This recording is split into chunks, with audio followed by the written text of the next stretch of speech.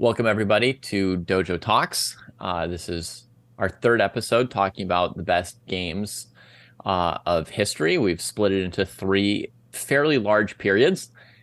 I'm not sure if the two of you realized when we set out to do this how large these periods were going to be, but we have an incredible number of games that we're covering. Today's episode is post Fischer-Spassky, so 1973 to the present day.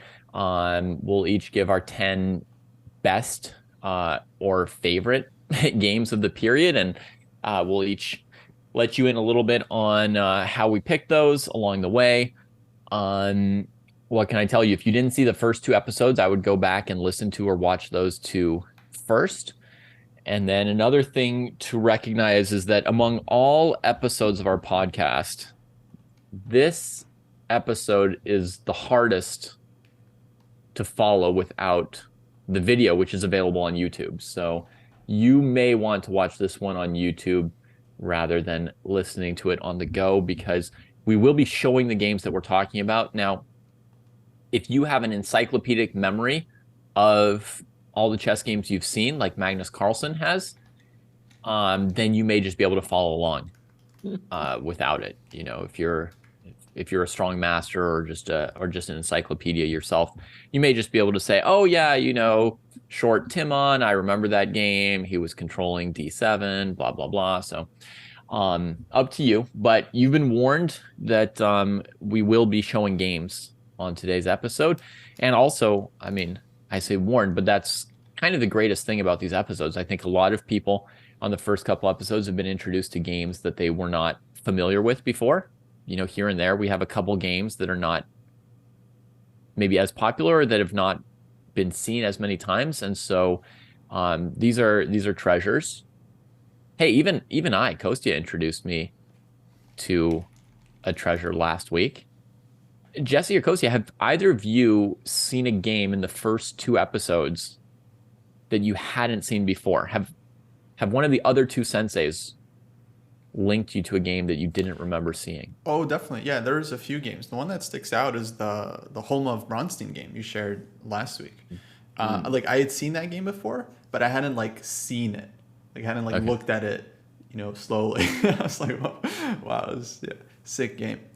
Yeah. Well, we still haven't looked at it slowly. We blitzed through the thing, but that's the nature of looking at, 30 classics in an hour and a half.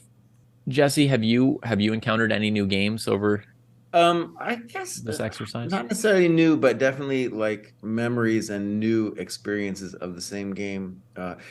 Like I've seen the Botvinnik Alekhine game a bunch of times, but I liked our appreciation of that game. I think also I thought it was very interesting to like relook at the Fischer-Spassky match, because you said something interesting, which was that for that match, like no one at the time got it because there's so many different games, so many new ideas. And I think for most of my young adult life, when I was studying Fischer, those games were inapproachable in a lot of ways to me. Mm-hmm. Yeah. Yeah, really challenging games. Okay. Well, let's get into it then. And actually, maybe I'll say one more thing before we start. The number of good games that we are each leaving off our list is immense. I think I speak for all three of us when I say that. I'm pretty safe to assume you two will agree with me that there are just incredible games that didn't get into your top 10, and you probably looked at 20 or 30 games and wondered how you could cram them in and why you couldn't. I was playing through this game, Caruana Carlsen from 2015, Wake on Zay. And this is just a stupendous game and a great example of the kind of game I couldn't fit in here. Do you guys know this game? Here's the setting. This is just because people get so mad at the games we leave out, right? I just want to give a nod to all the games we leave out. So the setting is Caruana had just torched Sinkfield Cup, right? And his rating was getting really close to Magnus's. And and he'd beaten Magnus personally. And at Wake on Zay, Magnus sort of reestablishes that he's still number one. And he wins this game on the black side of the bishop b5 Sicilians Do you guys know the game? I think I've seen it. Yeah. He goes for kingside counterplay while Caruana plays a3, b4, breaks the c5 square, which is kind of a typical target in those bishop takes c6 positions. And the manner in which Magnus he can't defend the queen side, but he defends it enough to make it just take the right amount of extra effort from Caruana. And then, it starts to fall apart and he's just launching his counterattack. And Caruana's got enough counterplay to get the queen trade. And Magnus keeps going with the kingside initiative in the end game. I mean, this game, I looked at it, it's how is this not one of the greatest, most important games in history? And yet I couldn't fit it in. So I just want to say that there's unbelievably good games not on this list, and it's not solely because we're bums or bozos or something like that. It's just there was too much. And all right, with boss, that, what's your number 10? With that, you want me to start? Yeah, that's what we said, boss. All right, number 10 for me is Gashimov Grishuk. This is put it in. Poison Pawn Najdorf. Okay, let me type it in here. Gashimov. Whoops. Right, and while he's doing it, we're just going to say, because we want to take a look at the last top 5 picks, and we're gonna have wide divergence there. We're not going to talk at length about our 10 through 6 picks. Yeah. Okay. So I can't say much about it if people can't see it, right? But what I'll say about this game is chess history has several famous games where somebody's king gets chased around in circles and then checkmated, right? Wait, David, no, we can't show this fashion. game, boss. Can't show it. We don't have time. So chess history is littered with games where a king gets chased around the board and hunted down and checkmated. And what's really special to me about this game is it's a game where the king got chased and hunted around the board and didn't get checkmated. And I see this as kind of a flip companion game to a very famous Kasparov-Topalov game where the kings end up facing each other on b1 and d1 as well.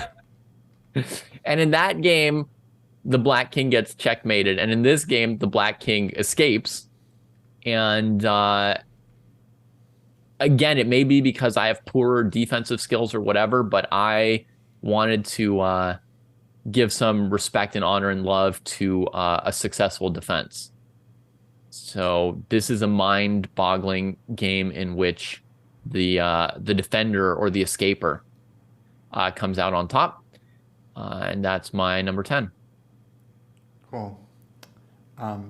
Jesse, I did play through the game just very briefly as David. Oh, he knows it. He's stewing in what you've just done. It was very fast. All right, we're not showing you. We're just very briefly. It's going to take 2 minutes to describe the game anyway. I might as well just play through it further. Anyway, that's number 10. Jesse, you go next. Your number 10, please.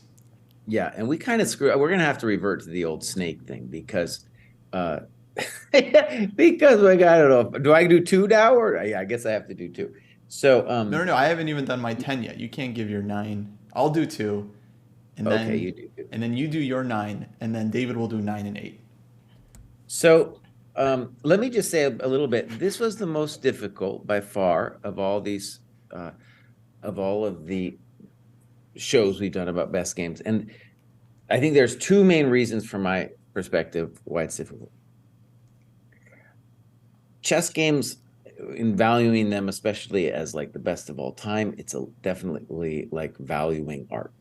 And when we start talking about art, whether it's with the best of all time, whether it's literature or whatever, it takes a certain amount of time before you can kind of get a sense of the resonance of the game, both for yourself and for the broader community.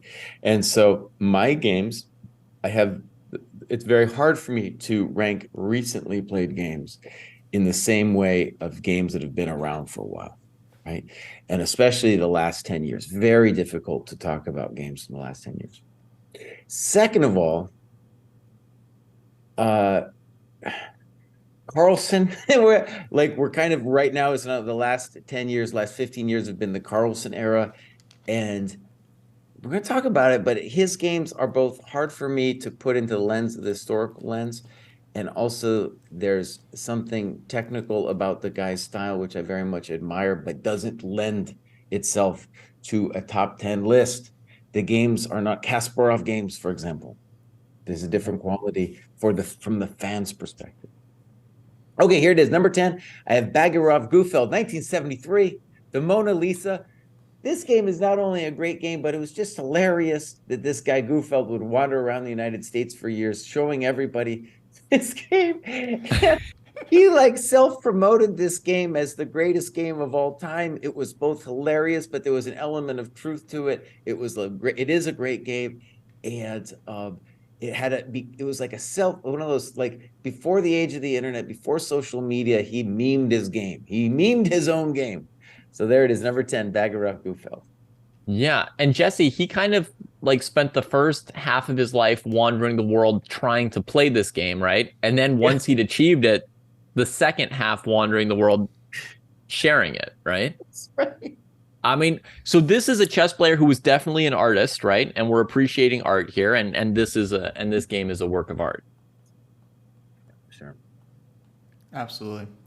Yeah, Gufeld, he's like a local legend in Southern California because he used to play a lot of the opens there, and yeah, definitely a classic King's Indian player. I remember growing up learning about him. So yeah, great pick. Yeah. Okay, my turn. Your turn, buddy. All right. Okay, I will echo what you guys said.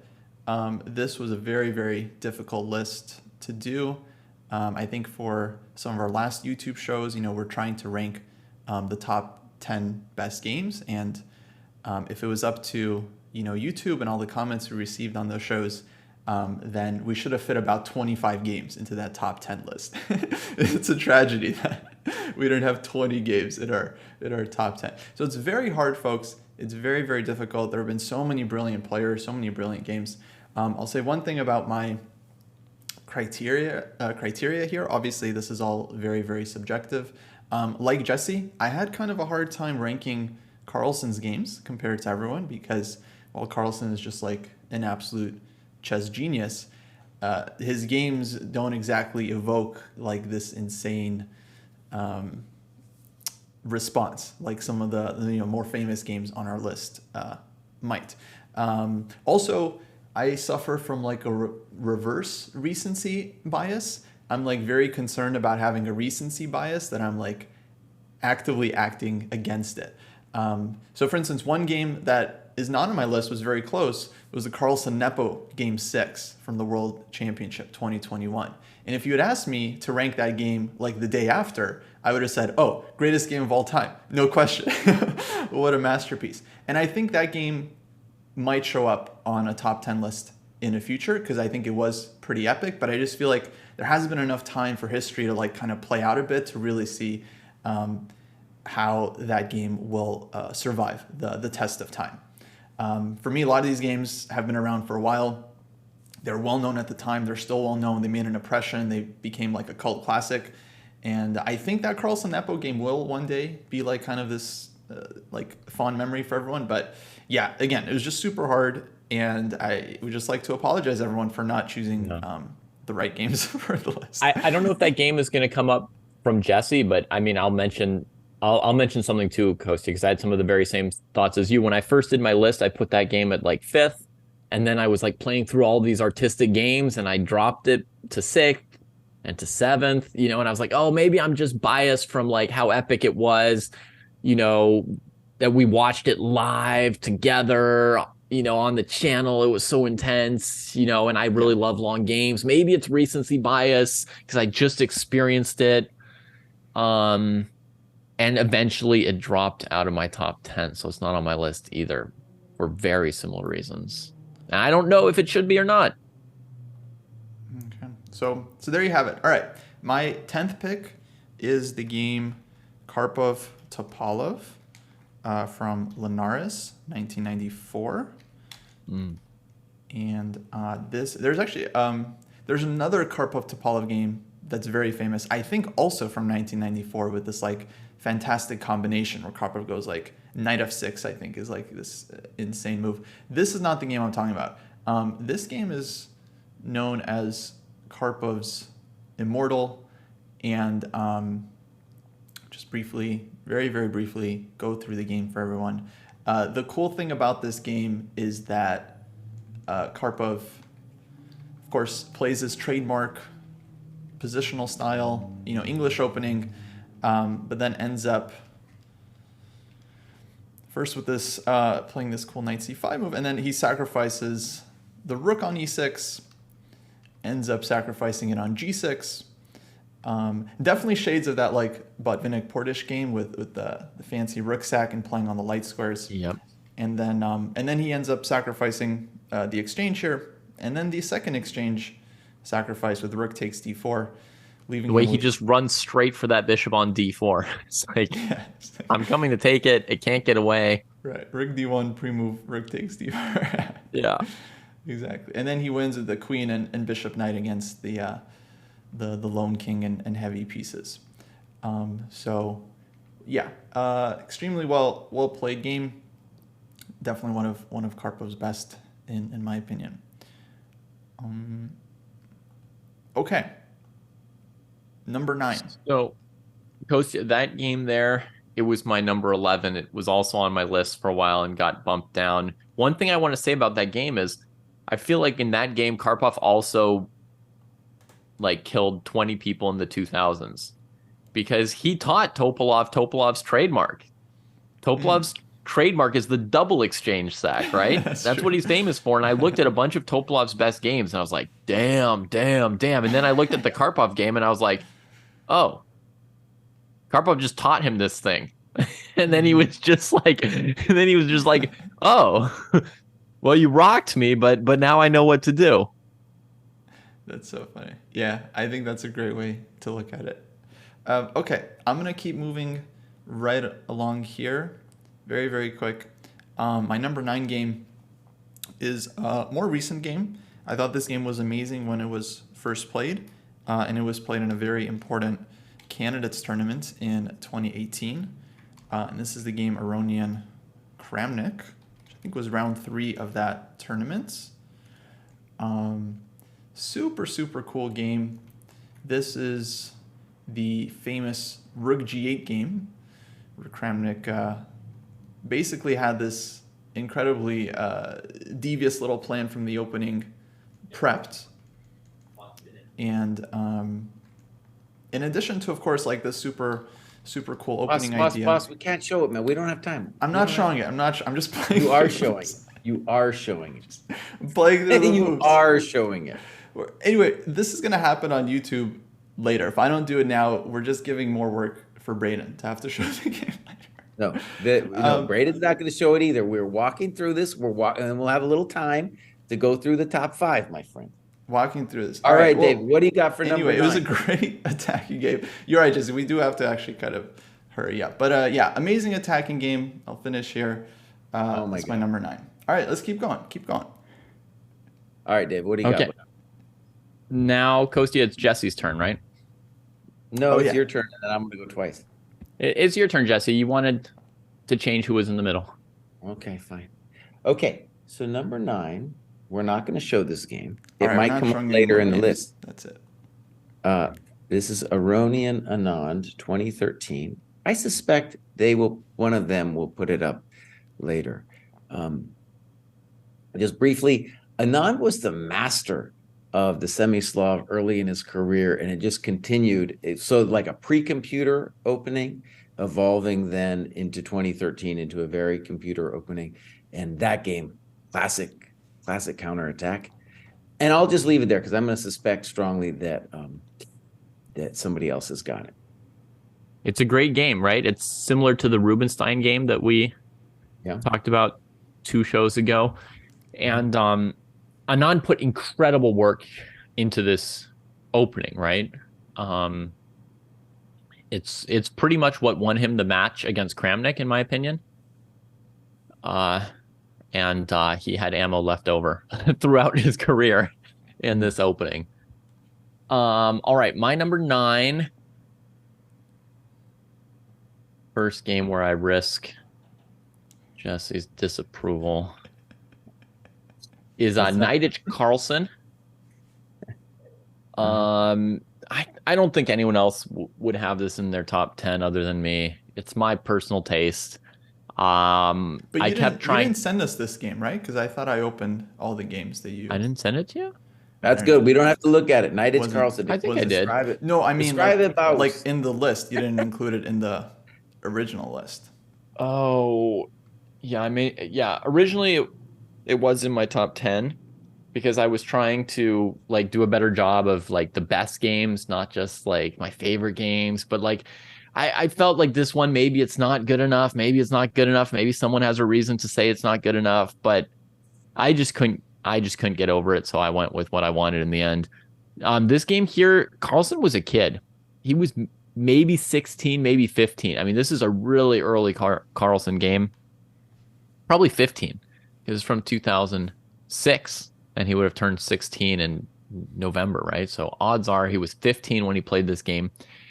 It's a game where he goes and grabs what seems like a semi-poisoned pawn, and not in the sense that he'll lose, but in the sense that white can then perpetuate his queen by chasing her around with rooks back and forth.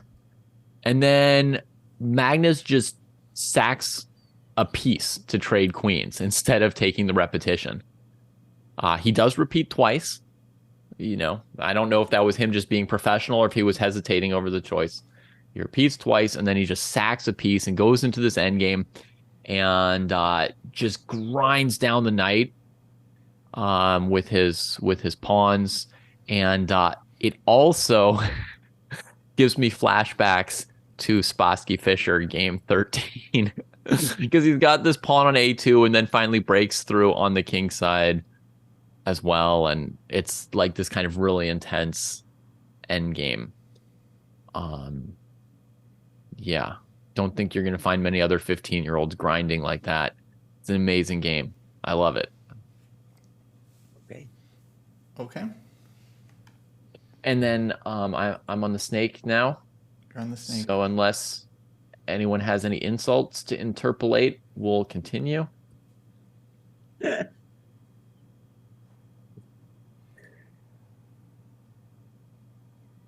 I'm going to call this game Karpov-Kasparov Knight to D3 because if you put a year, like you say, Karpov-Kasparov 1985, it's like, well, yeah, dude, which of 40 games, right? So Karpov-Kasparov, the Knight D3 game, I think there's a decent chance that one of you will talk about it later. So my 2 cents on this game is that it's amazing.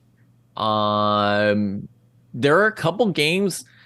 I was also tempted by a game in the same-ish variation where Kasparov manages to get all of Karpov's pieces on the first rank at move 17, you know, and then trades queens to give a checkmate. I think that game's insane as well. But it's mind-boggling. There are a couple games where Kasparov completely like corrals all of Karpov's pieces and just leaves him abject on his own first rank. And it's like, no, it's just mind-boggling how you can do how it could be done to someone so good. The construction is insane. And I will add that this game has a very attractive and non-trivial finish to it, right? Like it's one thing to hold the guy down with your knight on D3 and your pawn on B4. But the finish is something that could have been botched. You know, it's complicated and it's attractive. Nice. So it gets extra points for that. All right, cool. I think we'll probably see that game later. Jesse, your move? My moves. Do I do 2 now or just 1? Just one. You're in the middle. In the middle. Okay. This game, by the way, I just say I picked games really that spoke to me at various points in my life that I'd seen them multiple times. So this is Korchnoi Kasparov 1982. Kasparov's really a kid at this point. They let him on the Olympiad team. Korchnoi is, of course, defected, and a lot of pressure for Kasparov just simply not to lose. Kasparov plays is all the cojones. People don't like it when I talk about the ball, but this game, this game has got the ball right here, my friends. And just to put a little bit of perspective, This game is so complicated, it's Benoni. And Shankovich did an annotation briefly thereafter. It was a deep annotation, and this is pre-computer era, right? And then it's like, people don't really complain too much about annotations. There's kind of like a revolt, and it was like an annotation war then happened to like get to the truth of what went down in the game, and it was so deep that like nowadays like you would instantly be over. Like someone would be like, well, Stockfish says blah blah blah. No, Yeah. it was like a deep debate about what the f was going on in that game. And when you look at it without the computer, it's still like, oh my gosh, what is going down in this game? Yeah. So this game has a meme quality to it, also hugely historical significance with kind of like the end of, because Korchnoi, of course, was battling Karpov. This is the end, the signaling the end of that rivalry and the beginning of the Kasparov-Karpov rivalry. Mm-hmm. Fantastic choice, Jesse. Oh my gosh, what a game. And also bringing up analysis battles, which were one of the greatest things that chess used to have. Yeah, for sure. What a game. I wanted to put it on my list too. One of my favorites. Kostya, All right. Hail the Snake. My number 8 pick is going to be another more recent game from 2017. This game made a huge impression on, I think, everyone that saw it at the time. We're in the era of the Twitter and the Reddit and the Facebook, the Chess24 days. So when someone plays an amazing game, it gets shared, widely, and everyone sees it. This is the game played in the Chinese Chess League between Jinshi Bai and Ding Liren. I'd argue that this is maybe Ding Liren's greatest game ever.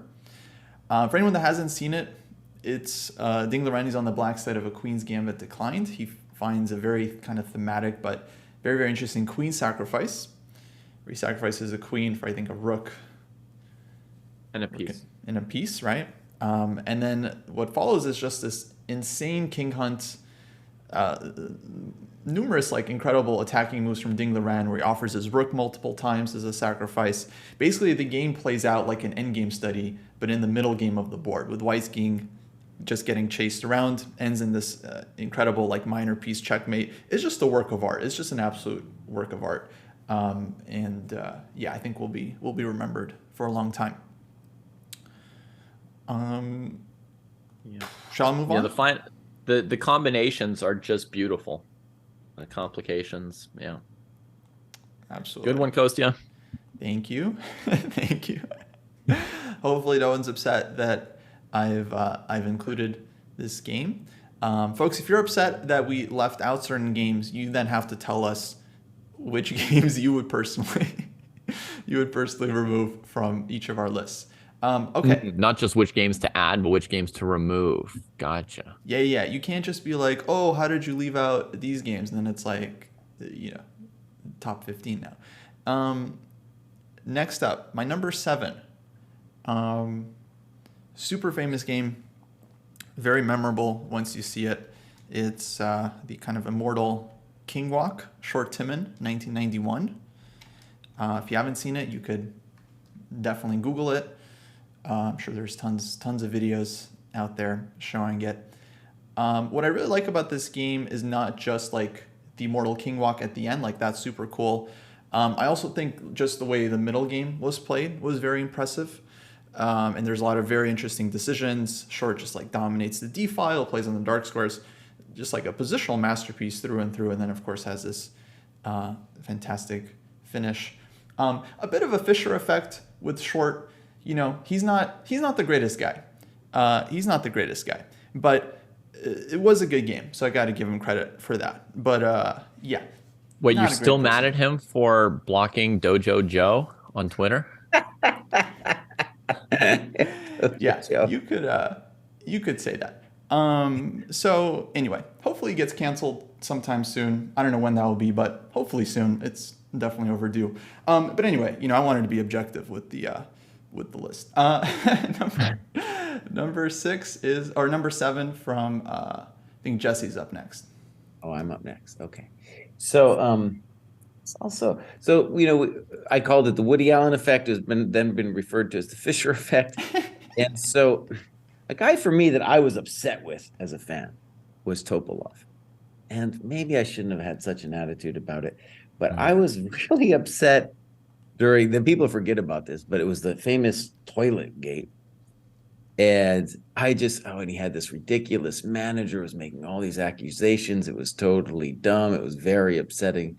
Yeah. People now forget about it because other gates have come and gone since this one. Anyways, I put Topolov on this list. This is Topolov Aronian. Let me just say something briefly about the game. So at the beginning of the last list, I had a couple games featuring what was called the Fisher endgame, Rook and Bishop against Rook and Knight. And one of the things that's interesting about Topolov is Topolov mastered a different kind of exchange sacrifice. So the same reason you have Bishop and Bishop and Rook, as being a powerful combination is they do different things. And it's been long known that if you sack the exchange, you want to keep the Rook. Topolov pioneered a bunch of situations where, in fact, you give up the Rook. And it's just like Bishop against Rook. And most people are like, what, boss? You can't do that. And Topolov really pushed it to a new level.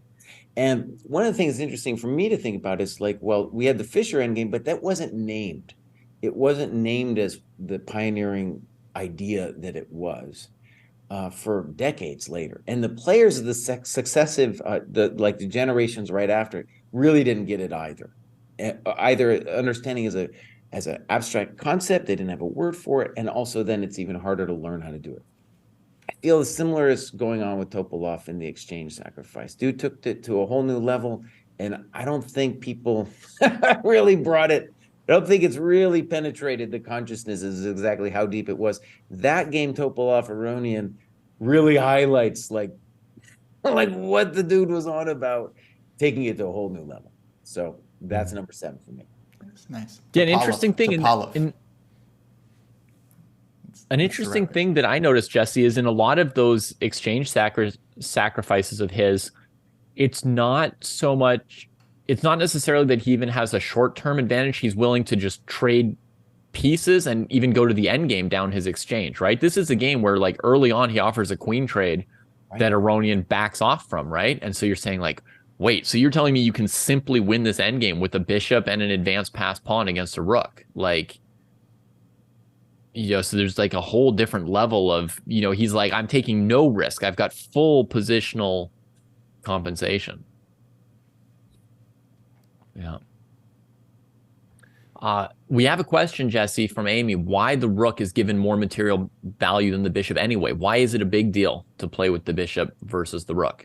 Because the bishop is like a blind lady. She's only tapping one field of squares, and the other one, she's like, what? Can't see it, man.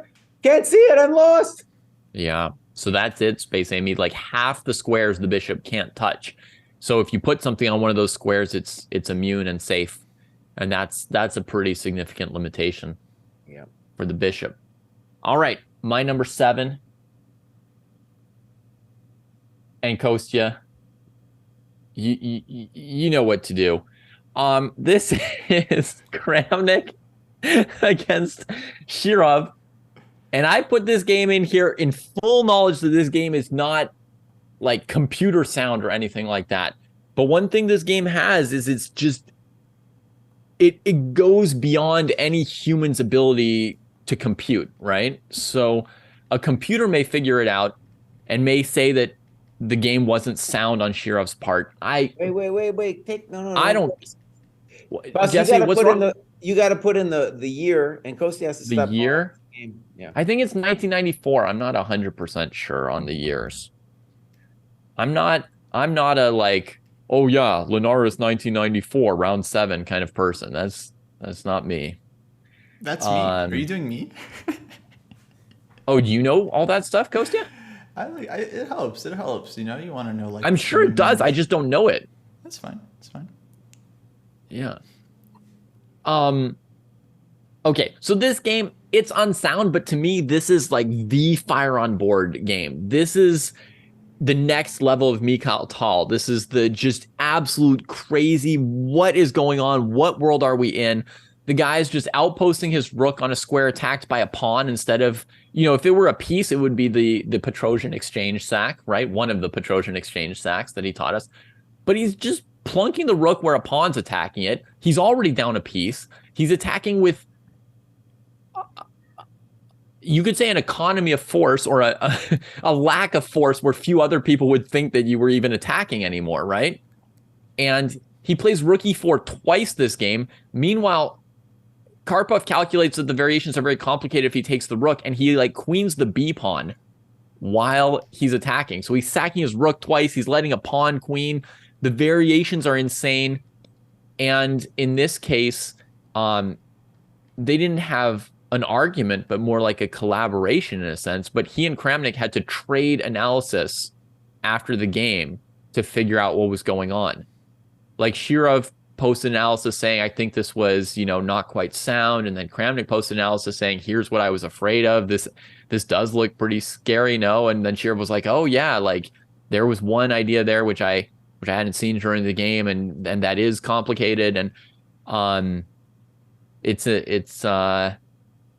is one of the most explosive games of chess ever played. And I haven't put a ton of explosive games on my past lists, right? A bit more end games and struggles, but I do love a good explosion, and this is one of the greatest of all time.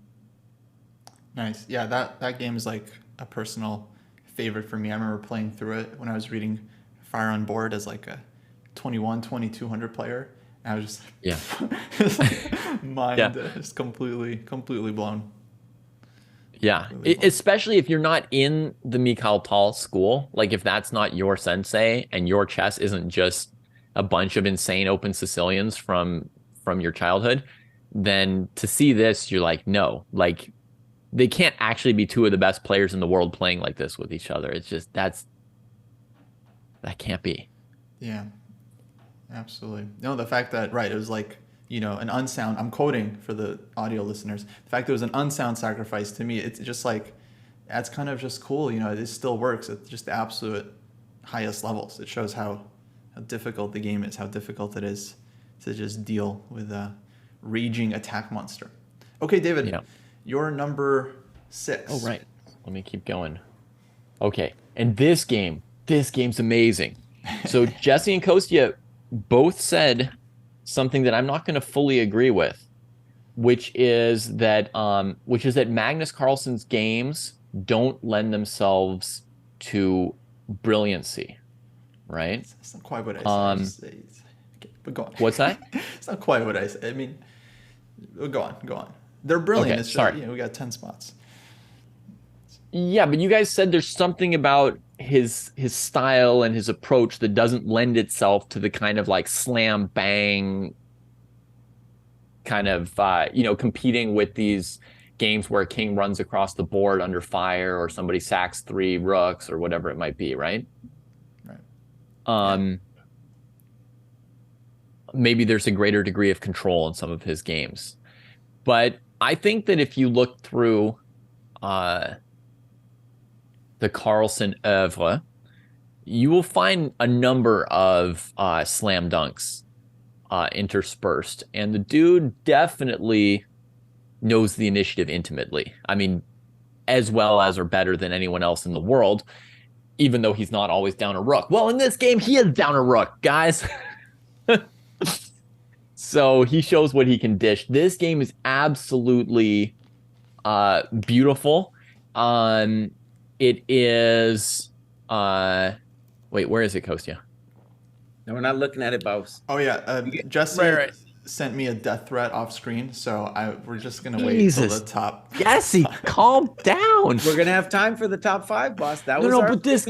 We got to stick to the. Fine. I rank this game 5th. I'll rank this game 5th. Let's show it, Kostya. I'm ranking it 5th. We'll get to it. There it is. 5th place, Carlsen Firouzja. All right, we'll get to it, boss. What's your 6th pick? No, I was just going to then move it to 6th and say I'd changed my mind after he showed it. Okay, so you guys know this famous Mikhail Tal versus Pologaevsky versus Mikhail Tal game, Oh my God. Yeah. the semi Tarrasch game where he sort of introduces the idea of playing d5, e takes d5, e5.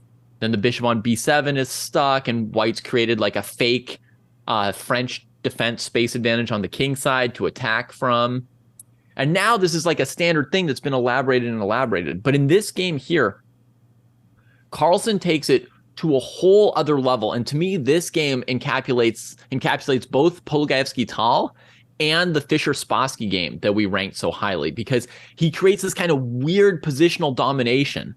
He sacks first the D pawn on D5, and then he goes E5 and sacks the E pawn on E6 as well. Then he occupies the D4 and E5 squares with his pieces. He's got Nimzovich in there too. Kicks the black pieces back. He's down 2 pawns, right? Just playing with his pieces. He's got nothing but the pawns in front of his king left, right? No pass pawn anywhere, like no way to win the game other than by somehow turning his beautiful pieces into an attack, which he then does and delivers a beautiful, murderous checkmate as well. This game, whew, man, if you haven't seen it, go out and see it right now. Yeah, it is. It is a very, very well played game. Absolutely, like, it's a genius game. It's absolutely genius. Yeah, that's the other thing about it, the genius part, right? So like, on the one hand, it's encapsulating or reworking things that Carlsen has learned from the people who came before him.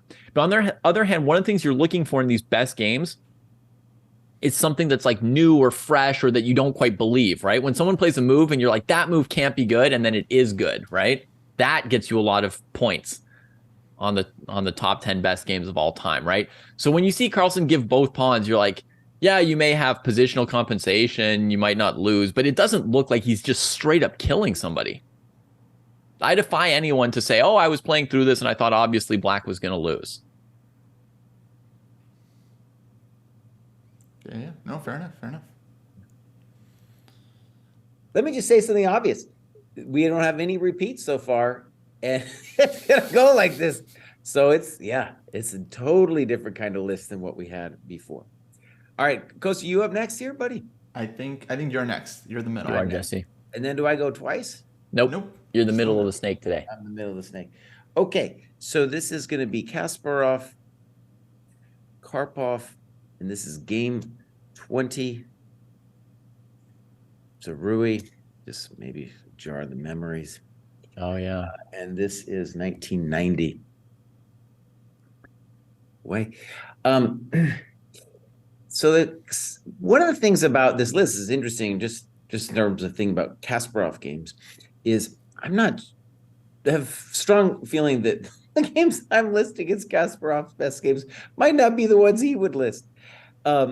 Though I know, of course, he likes this game, but the thing about it for me in a lot of these games is, did I appreciate something new in addition to seeing?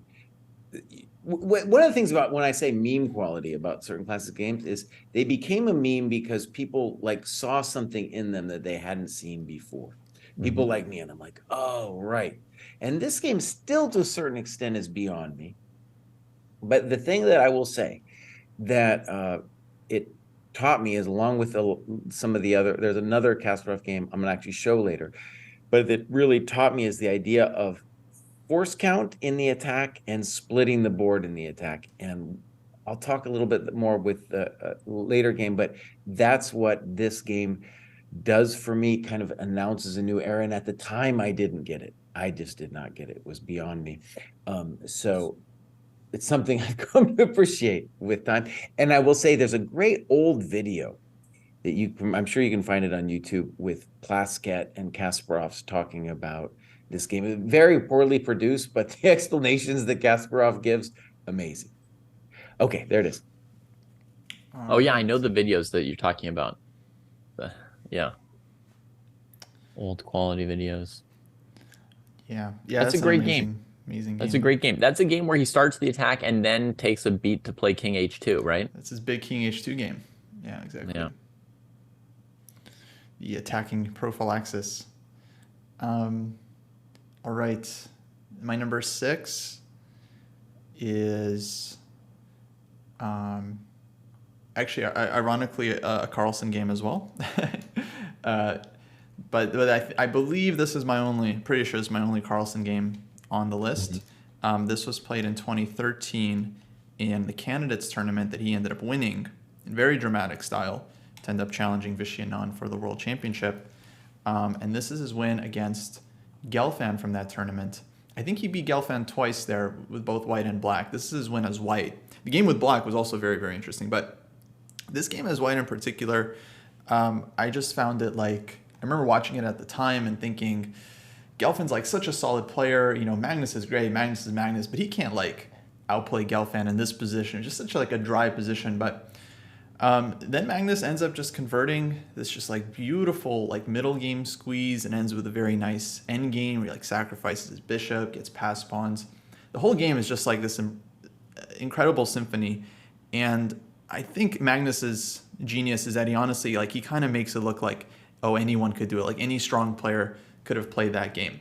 And maybe as like an individual game, there are certainly other players that could, but it's like he does this stuff so consistently and like all the time. I feel like for me, this game kind of represents his true touch.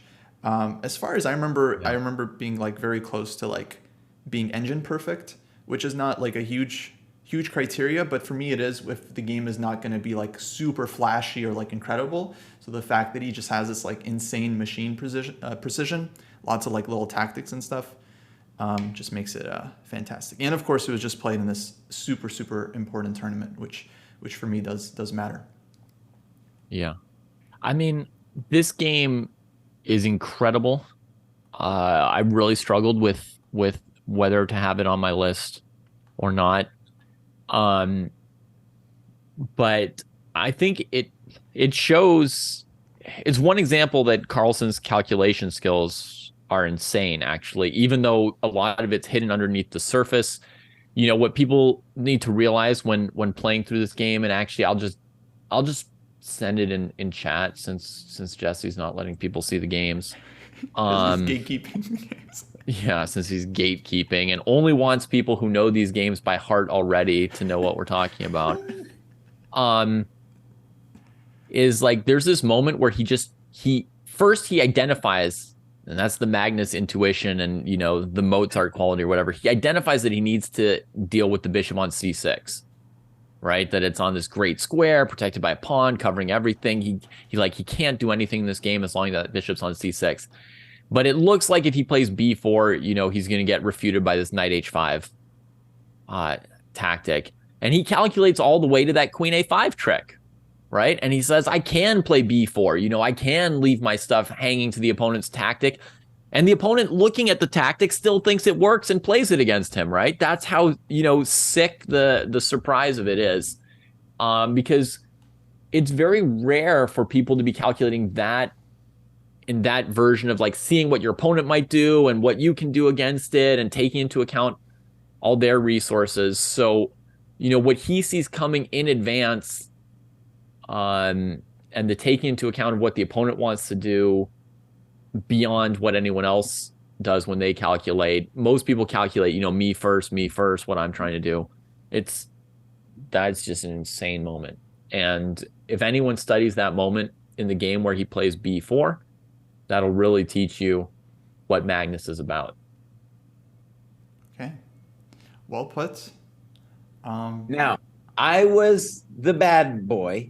I was the bad man. But now we can actually see the games. And we now have a little bit of time because I forced these chumps to say their words in a little bit more of a concise fashion. Was I completely successful? No. A little bit of water snuck into the boat. But now we're going to progress. All right, yeah, that was the warm up. Now the real show will start. Yeah. Okay, so I'll go with my number 5 pick. This is another game that was played in an extremely important event, arguably a harder event to play in compared to the candidates, because this was played in an Olympiad, where you not only have the pressure of playing a super strong player, but you also have the pressure of not wanting to lose a brilliant game, or lose in the process of trying to win brilliantly. So for me, my number 5 best game post 1972 is the game Gelfand Nakamura, I think 2010. And this is, I'm going to bring it up in just a second here. This is one of Nakamura's greatest King's Indian wins, perhaps his greatest. This game for me also represents some of Hikaru's other wins. Like, he's literally beaten like everyone in the King's Indian in brilliant style, Kramnik, Anand, like Belyavsky, like so many amazing games that he's played. But this is the one that like really, I think, has always made an impression on me, and I'm sure on others as well. It should be mentioned he plays this against Gelfand, who's just like a straight up, he was always considered just an absolute expert on the white side of the King's Indian positions. And here here's the board. We get a King's Indian. It's the classic Martel Plata position, and Naka makes this like counterintuitive d takes c5 move, which is now kind of thematic. It seems like white is just crashing through on the queen side. Black is throwing everything on the king side as usual. But of course, the real fun of the game starts with this move, knight takes g2. This kind of thematic sacrifice. Black wants to bring the rook to g7 and eventually mate the white king. There's bishop h3 stuff. Gelfand goes d takes c7 in between move. And then here comes Naka's just insane combination. Knight takes c1, leaving the queen hanging because he's got g2 mate. And then he leaves this queen hanging for just an unreasonable amount, just a disgusting amount of moves. So it takes, he goes g2 check, rook g7 check. Okay, it's a check, fine. King h1, bishop h3, keeps going, the same mate on g2, bishop f1, and then just like this immortal move, queen d. I mean, like, it's not enough, just like queen d3, trying to finally moves her away from that pawn in order to hang her elsewhere. Just hanging on the d3 square and just pretty much explode like a firework in white's position. The knight takes e5 is played. Bishop takes f1, another queen sack. The queen is still hanging.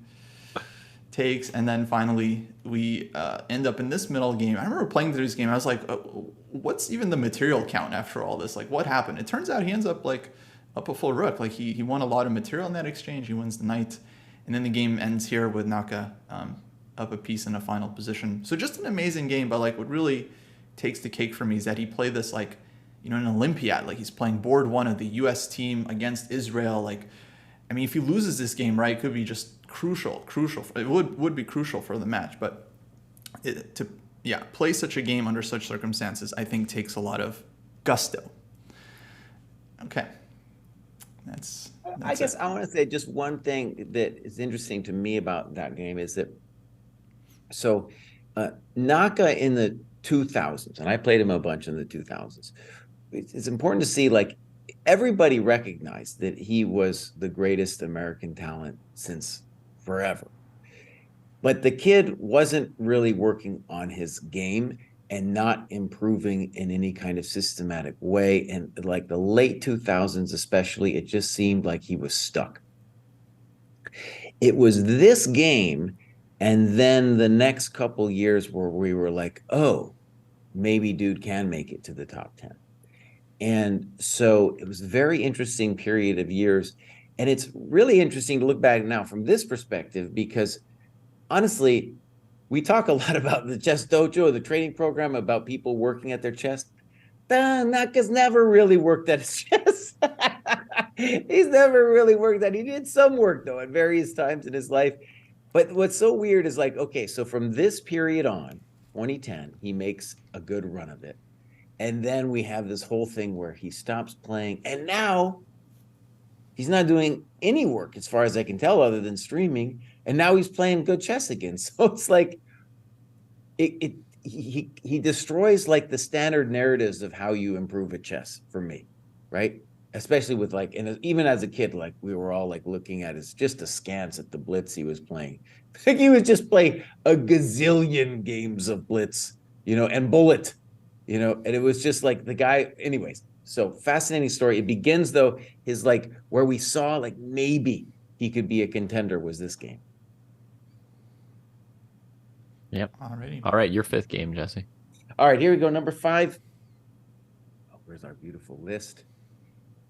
My number 5 is Ivanchuk Yusupov, Ooh, 1991. a rapid game. It's not a rapid game.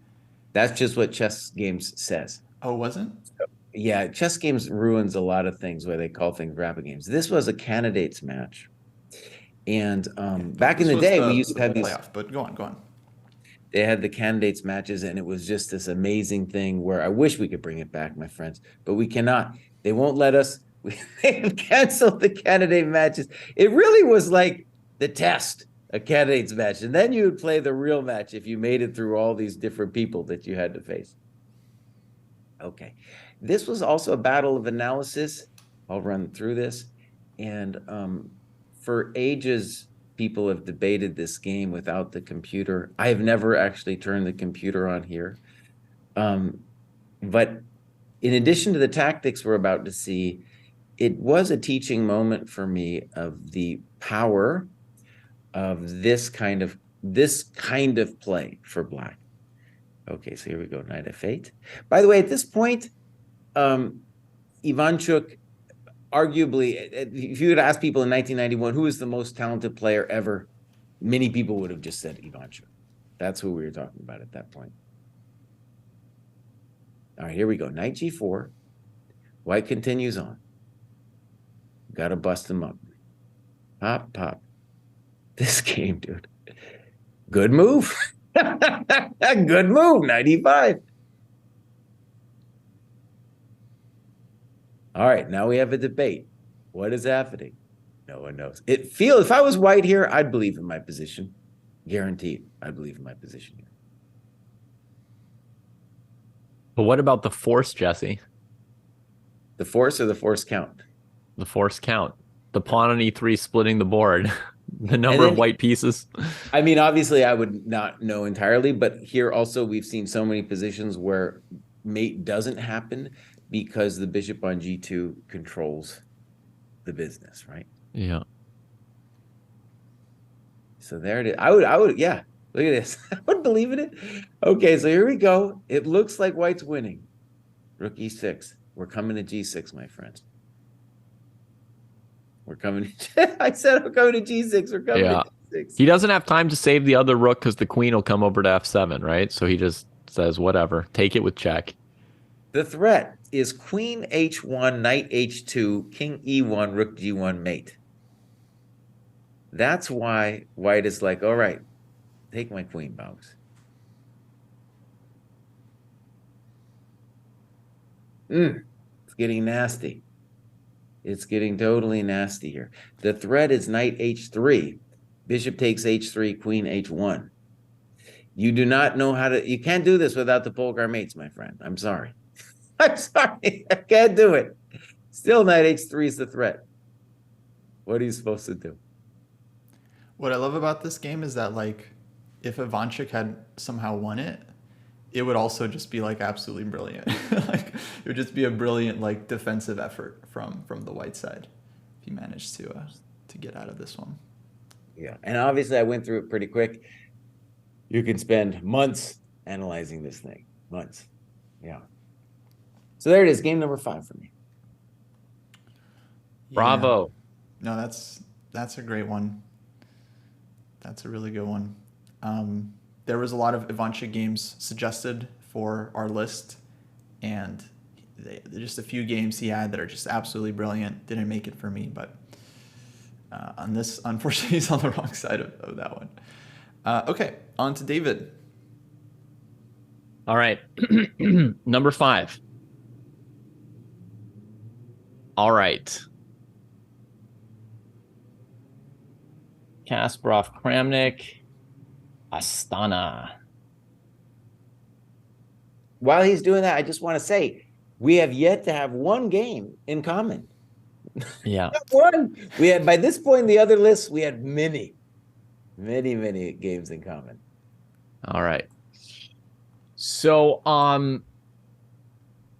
obviously, I would have liked to see a Kasparov-Kramnik rematch. Not the, 1 year later automatic clause that Botvinnik used or abused, depending on your perspective, but more like I would have liked there to have been some way for Kasparov to come back through a candidate cycle, play some matches against people, and then get another shot at Kramnik. Would have been great to see if with more time to sort of recover and prepare and adjust, if he could have beaten the younger champion in a rematch. I don't know what the result would have been. I think it's a very interesting question. I would have loved to see it. Instead, all we got is this beatdown here at a tournament where he comes armed to the teeth and beats the Berlin Wall for, maybe the first and last time in history. People haven't done great against it, but actually, I was watching a match recently where someone managed to. Oh yeah, I think it was Shanklin against Robson. They played like a 6-game match at the American Cup, and Shanklin managed to push Robson off of playing the Berlin, which I haven't seen anybody like. You know what I mean? Like have somebody play something against you good enough that you're like, oh, I can't play the Berlin endgame against this guy. I've not seen that in 20 years, ever since Kramnik ruined chess. I mean, brought it to a new level. I'm kidding. The Berlin Wall's fine. I've got no problem with it. And I love that Kramnik advanced chess. But you don't often see White putting a dent in this thing. And this game here is a heck of a game. We're allowed to show it. Let's show it. So Cozy, you can just jump to move 12. We don't need anything before that.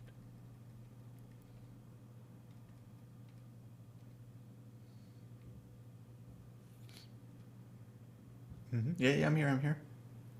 All right. So, so Kasparov masses up the pieces in the center. Kramnik's king is, in the middle, but there's no queen. And here's where Kasparov unleashes a beautiful idea. E6. Beautiful clearance sacrifice. If there were queens on the board, you might even call it obvious, but it's not obvious here. I mean, now it is, now that he showed it to us. But, I think Kramnik didn't see the move coming. And, if Kramnik doesn't see the move coming in the Berlin endgame, we've got to say it's a pretty cool idea. And then, follows up with knight d4, f5, just increasing the pressure. The threats on g7 force the rook onto h7. Bishop f6. If you take it, you're smothered mated. He pushes him off of the d file for a moment, and then he cashes back in for the pawn that he sacked. There's a lot of work to be done in this endgame, boys. A lot of work. And in fact, analysts and computer people and whatever would just say, oh, whatever, Kramnik could have drawn this endgame eventually. For everything Kasparov did, this endgame was still holdable. Sometimes you have to be a genius just to get a slight edge, and then you have to grind them down. You guys know me. It just makes me enjoy the game even more that there was no knockout and that he had to play a long endgame and work it out. And in general, I will just note to people that knight against 2 pawns in the endgame is not necessarily always an advantage. There's a lot of endgames where 2 pawns are worth a knight. A lot of endgames where it can go either way. So, that's an exciting game for me. Made a big impression. No queen sacks, but that's high quality chess. I love it. Yeah, it's like the redemption game for Kasparov. He finally, because people were saying oh, he's being stubborn during the match. He should switch away from 1e4, trying to crack the Berlin Wall. And he's like, nope, I'm gonna keep keep ramming it, and then finally broke through. Alrighty, David, let's do your number 4. All right. Number 4. All right. Here I've got, let's see what the year is. 94 as well. Another Kasparov game. Now, I believe that Kasparov had an ungodly record against Shirov of something like 15 wins and 0 losses and some draws.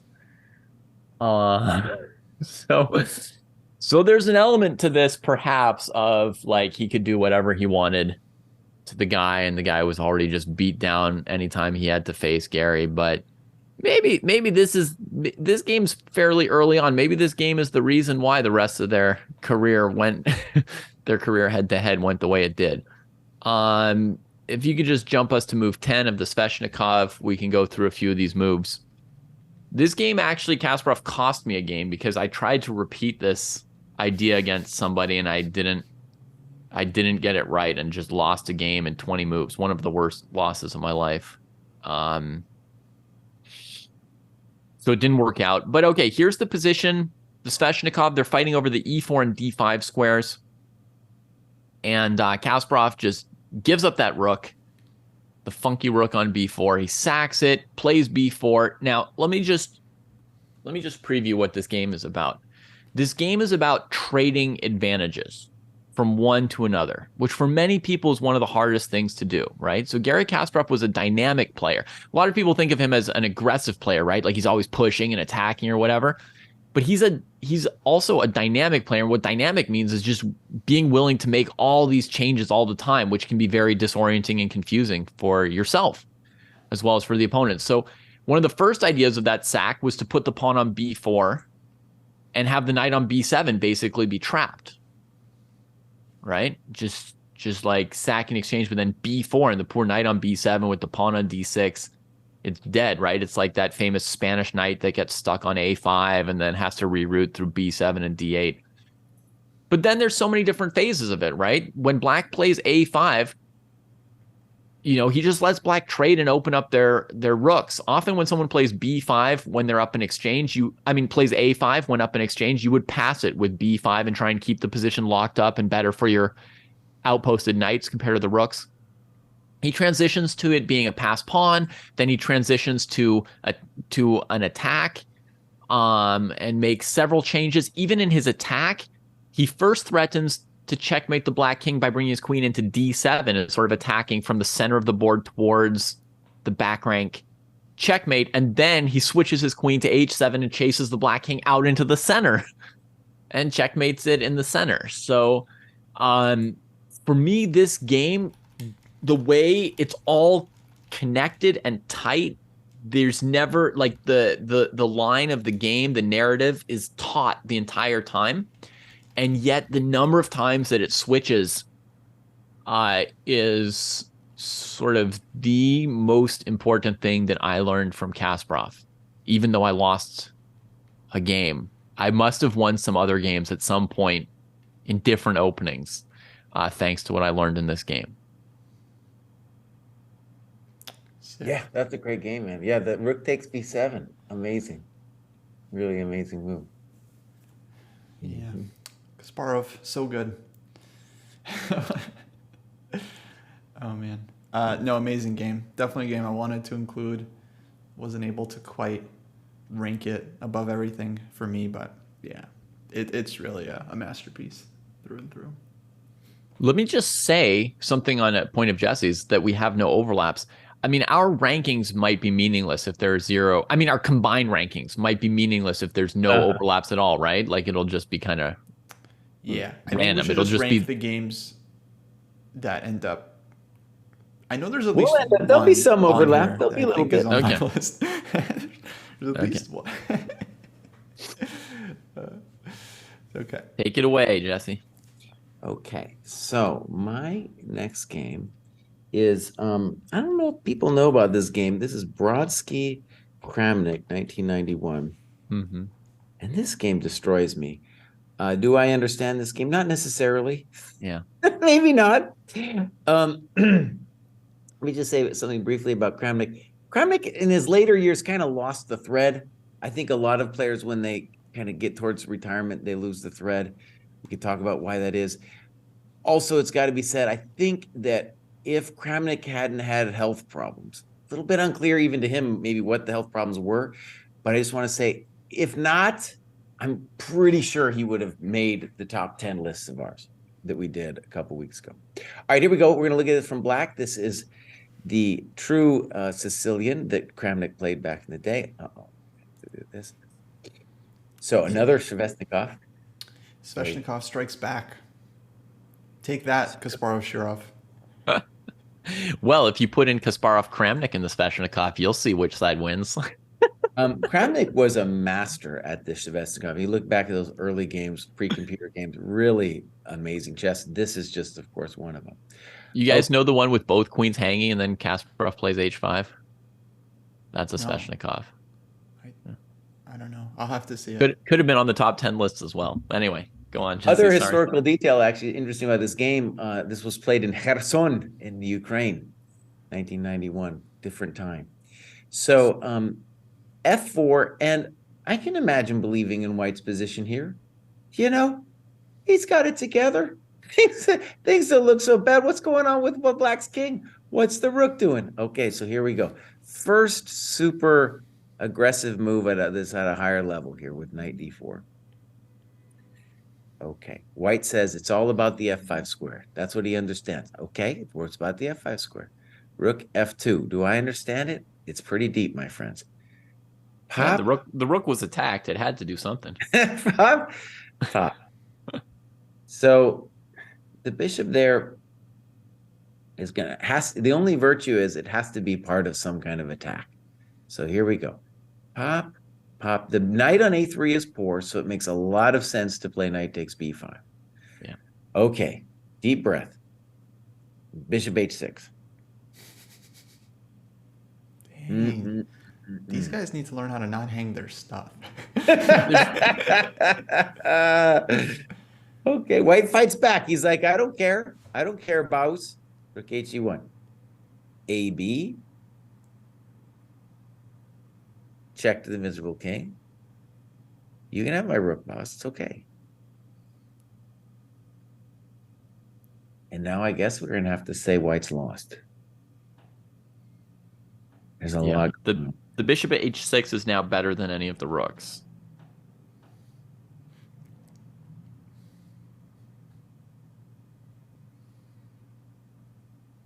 Check to the miserable king. Pop. And I guess I want to say I went over this game a little quickly, but there was like beginning. I mean, we could begin a lot of different places, but this move. Yeah. I've studied this game, and I feel like with all these variations, I came to understand the reasons behind them. But it was like, oh, I realized that I would never be able to do this in a real game. This is next. Can you just show the point, Jesse? I think queen takes h6. It's rook takes c2, right? Bam. Amazing, yeah. So the queen on h5 is covering the e2 square, which now is unguarded. Yeah. And then if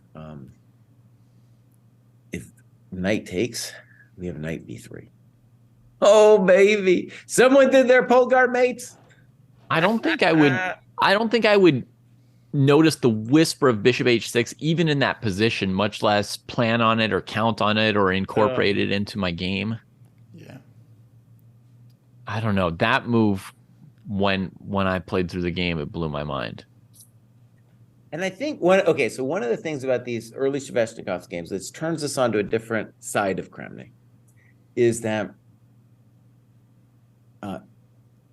able to play kind of, I guess you could say, learning from Kasparov, where we say, okay, I trust in the dynamic possibilities in my position. I trust that I'm going to find something, right?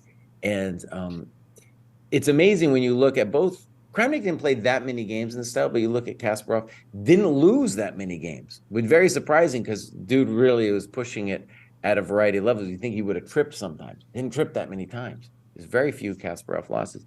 And anyways, this game, Kramnik, shows also why Kasparov thought this kid was the next coming. And he was. He was. Yeah. Could have been, I think Kramnik, as I said, I think missed some of his ultimate potential. All right. That's me, number 4. Yeah. Okay. Beautiful. Yeah. Sick. Absolutely sick game. All right. So for number 4, I've got another kind of modern classic. If people have seen this game before, it's really hard to forget it. That's the game Morozevich MVL 2009. Yeah, I remember this game. It just like it made such a huge impression on me. I think it's like just one of the most complicated games of all time. Just like period. Let me get it on the board here real quick. What's actually kind of interesting about this game? Start playing through it. Okay, MVL is a well-known Najdorf specialist. Even back in 2009, he was doing his thing. And Morozevich, of course, incredible legend in his own right. Very, very fearsome attacking player. And when I saw this game at first, I don't think I was watching it live, but I remember like thinking, okay, this is a game where white wins. It's like e5, knight e6. It's like white's just like sacrificing. Yeah.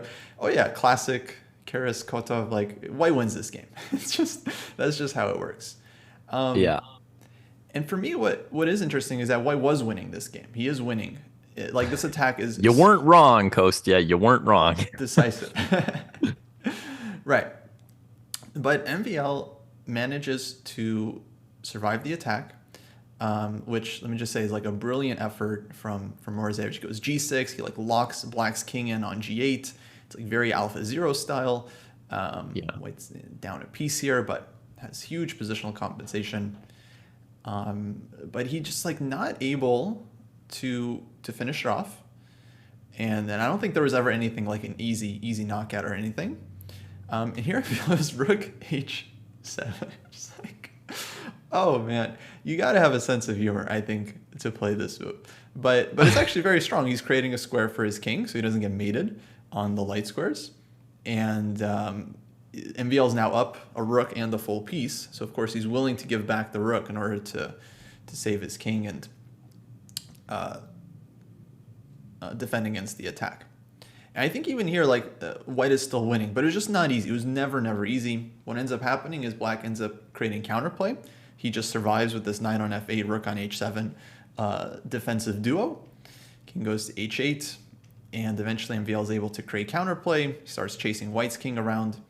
Moro has to get some solace, or tries for some solace in the endgame. Doesn't happen.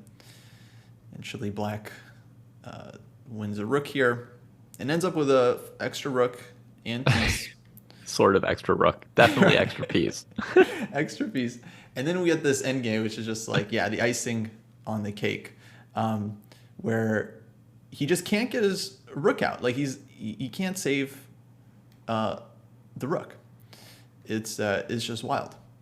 Like he can give the knight, but then the king will still be stuck. So he gives the knight on h7, takes king f7, finally saves the rook like this. But then what's so cool is like even this position is like not that simple to win. It's not that trivial with the extra rook because white has this h7 pawn. You can't leave the back rank. You can't. And white could have gone. Go ahead. White could have gone bishop e6 to g8, right, Kostya? And then the rook would have been trapped in there for sure. And that's also very, very tricky. Like how black ever breaks that position. Right. You would have to then convert this one. Yeah, you go in and kill the H pawn, and then you can win with your H pawn, but without ever using your rook. Exactly. It takes him like 20 moves or so, but he eventually figures out how to kind of continue stalemating or zugzwanging white's king. And eventually, I love this g5 breakthrough just to get his bishop on the diagonal.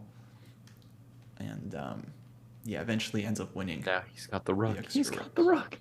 Now it's forced mate. King e7, rook b8. So yeah, just like sick game. I mean, I think I think Polagevsky would trade his entire career for this one game. I don't know. Let's see another Polagevsky game and then we'll decide. Okay. But that game there, I will say one thing about it, Kostya. The phase where he finally counterattacks, right, with queen b2 and a5 and like breaking with b3 to open up the counterattack against white's king. I tried to calculate that and understand it, post fact, right? Just analyze. And I can't, even with all the time in the world, I can't calculate the relevant lines. Yeah.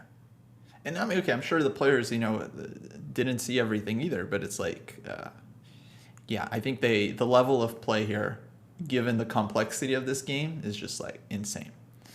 And it takes two to tango. So like huge credit to Morozevich for just being like an absolute monster himself. Yeah. All right, let's keep it going. Got half an hour left. My third game on the list, my top three. Definitely a game that made an impression on me when I was a lot younger. I feel like I learned a lot personally from this game. And yeah, I don't know if it's going to be on everyone's list, but I think it's an incredible game through and through. This is a game Lottie Shirov from 1990. Where's the year? 91? I think it's 91. Maybe 1993. Mm-hmm. 1990, excuse me. This was played in the Manila Interzonal, so kind of important like qualification tournament for the candidates. And yeah, let me start playing through this game. Basically, I feel like this is a masterpiece from Shirov. Easily one of his best games for me.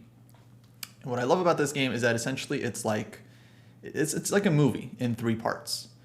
We get this King's Indian. Shirov goes b5, gets some queenside counterplay. First of all, he makes a number of, let's just call them incorrect strategic decisions. Incorrect in quotes, because I think they're actually quite genius. Right? First, he goes b5. He goes ef6. Doubles his pawns rather than taking back with the bishop. Then cb5, he goes rook takes b5. So just leaving himself with this like isolated With pawn. the isolated pawn. Like, what? He's like, well, I got to activate my rook. That's how things work. He goes g5. Ugh. Ugh. What is it? So d5, 97, knight d4. And okay, here, I think he already had this in mind when he went b5, rook takes b5. This moment here, he goes rook takes. He better have, because if his plan was rook b8, that was a really dumb plan. Not have showed up on this list. It was rook takes d5. This is the first part of the story. Yeah, sacrifices the exchange. Okay, light squares, he gets a pawn. I think nowadays this would be not too hard to understand. But let me ask you one question here, Kosti, and maybe it's too much to ask. You can always decline. But what if Lothier had played g4 there to try and contain the dark squared bishop and the light squares? No, rook d5 is fine. Instead of playing knight f5. Yeah. g4. Yeah, I don't know. Do you have any insight into what Shirov was thinking? It's been a while. My guess would be some kind of f5 push. Yeah, black has a lot of options here. The default would be knight e7 followed by f5. Mm-hmm. But I think there's other ideas too. Maybe rook e8. Yeah. Rook e8, h5 is also a thought. Okay. Yeah. No, my understanding is that his sacrifices in this game are sound. Like he's not just trying to make a mess of the board, but I feel like he gets just full compensation through and through. White goes knight f5, like forcing off the trade of knights at the cost of a pawn, but to activate his rooks. But it's like it's the pawn and the light squares. Like from this point, it was really clear to me that black, once that light squared bishop gets loose, and we know that black will always be able to play f5 and activate the other bishop. Here, it's like clear to me, but it's that moment where Lothier could have played g4 that I really think is a big question for the game. Ah, gotcha. Okay, so rook e8, rook c1, f5, rook d2, and rook takes e3. Part two of the movie. He's already sacked one exchange for the light squares, and he sacks the second exchange to ruin White's kingside structure, get an unopposed dark square bishop as well. So now he's playing Topalov style, just two bishops versus two rooks, and very, very huge pressure here from black. And then the third phase, bishop takes g3, he takes here, and takes here. White gives this check, takes, and so this was all, I think, planned out by Shirov. He had this exact position in mind So he's now given up his 2 exchanges to end up in a position where he's just down a rook. but he's winning. He's winning because he's got the active queen, and these 3 massive pawns are ready to start setting up meeting ideas against white's king. So queen d5 uses the king, of course, because he's a great endgame player, f5, and white resigned here in view of takes, check, and then winning the queen. So yeah, for me, this was just like such an incredible game. I think I'm a little biased in favor of it. You know, it could easily be elsewhere on the list, but yeah, had to include it. Yeah. I mean, from Shirov, it's an insane conception all the way through to like, and to me, from an artistic perspective, the idea that at the end, it's not a checkmating attack or something, but he's going to win by mobbing a rook with pawns in the end game. I love that. That's tons and tons of points for me. But for me, there's some questions about Lautier's play in the game. And the second question after my G4 question is, when Shirov plays bishop e5, it seems really clear to me that he's threatening bishop takes g3. And then Lautier just walks straight into it with rook h1, right? Yeah. Now, I'm not saying that white's position is good, right?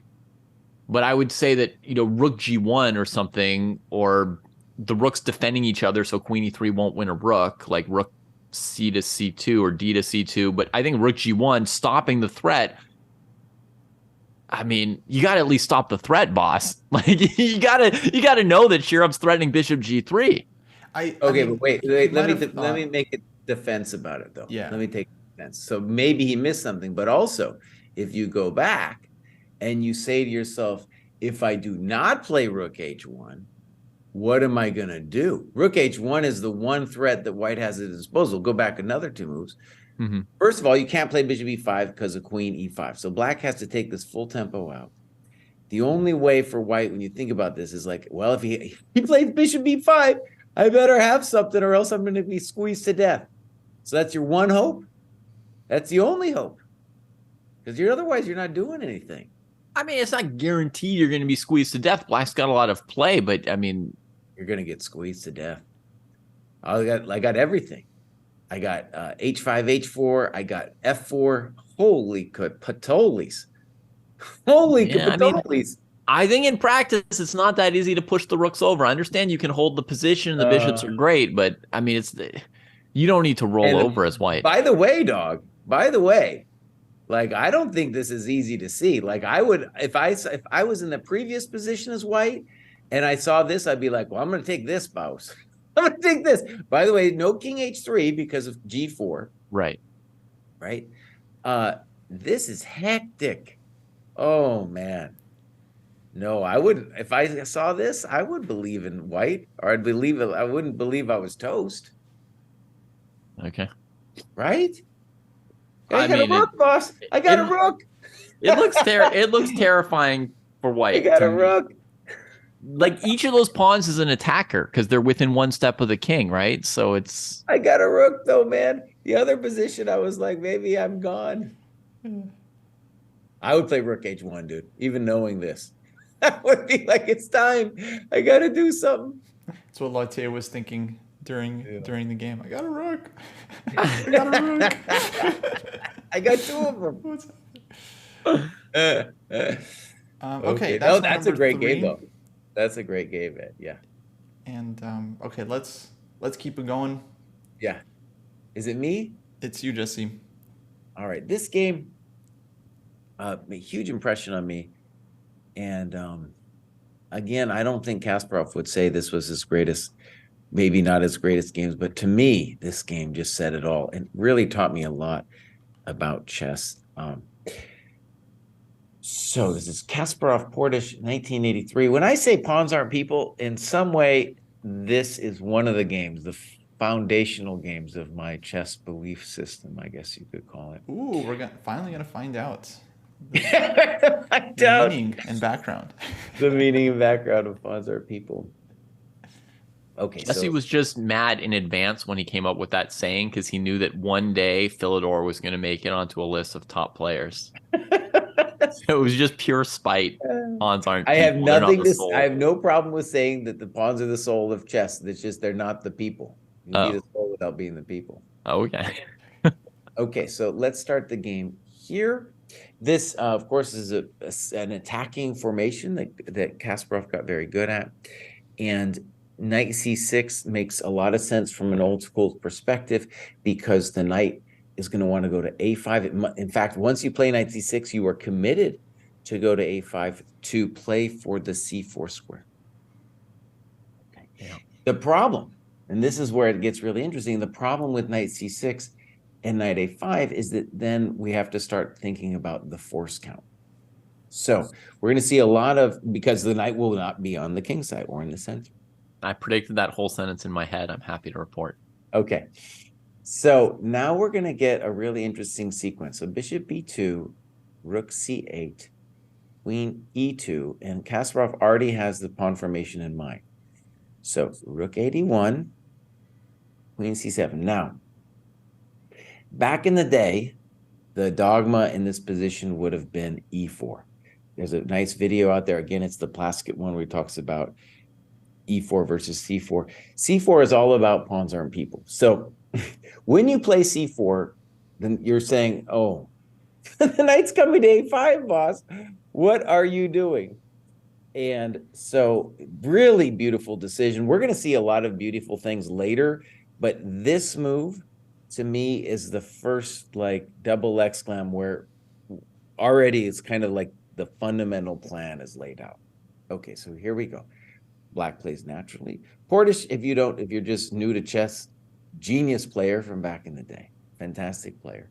Okay, so here we go. Now point 2, pop. It is a problem, my friend. It is a real problem. All right, we could analyze knight c4 in depth. Let's start just with the game. So pop, pop, pop, pop, pop, pop. Okay, now this position you could say to yourself, and black, you're like, well, I'm going to get the c4 square. You know, yes, my king's a little lonely, but I got the c4 square, I got the c file. My bishop's controlling the g5 stuff. I'm fine. So he backs up. But c4 just doesn't matter anymore. There's nothing there, boss. Oh, it matters. If we give black time, it will matter. So, all right. This next move, yeah, destroyed my conception of chess. And not only that, but then when you hear Kasparov talking about it, it's like, oh, he was actually able to calculate a vast distance from this point. Okay, so here we go. Pop. Screw it, dog. Screw it. King g7, and now knight e5.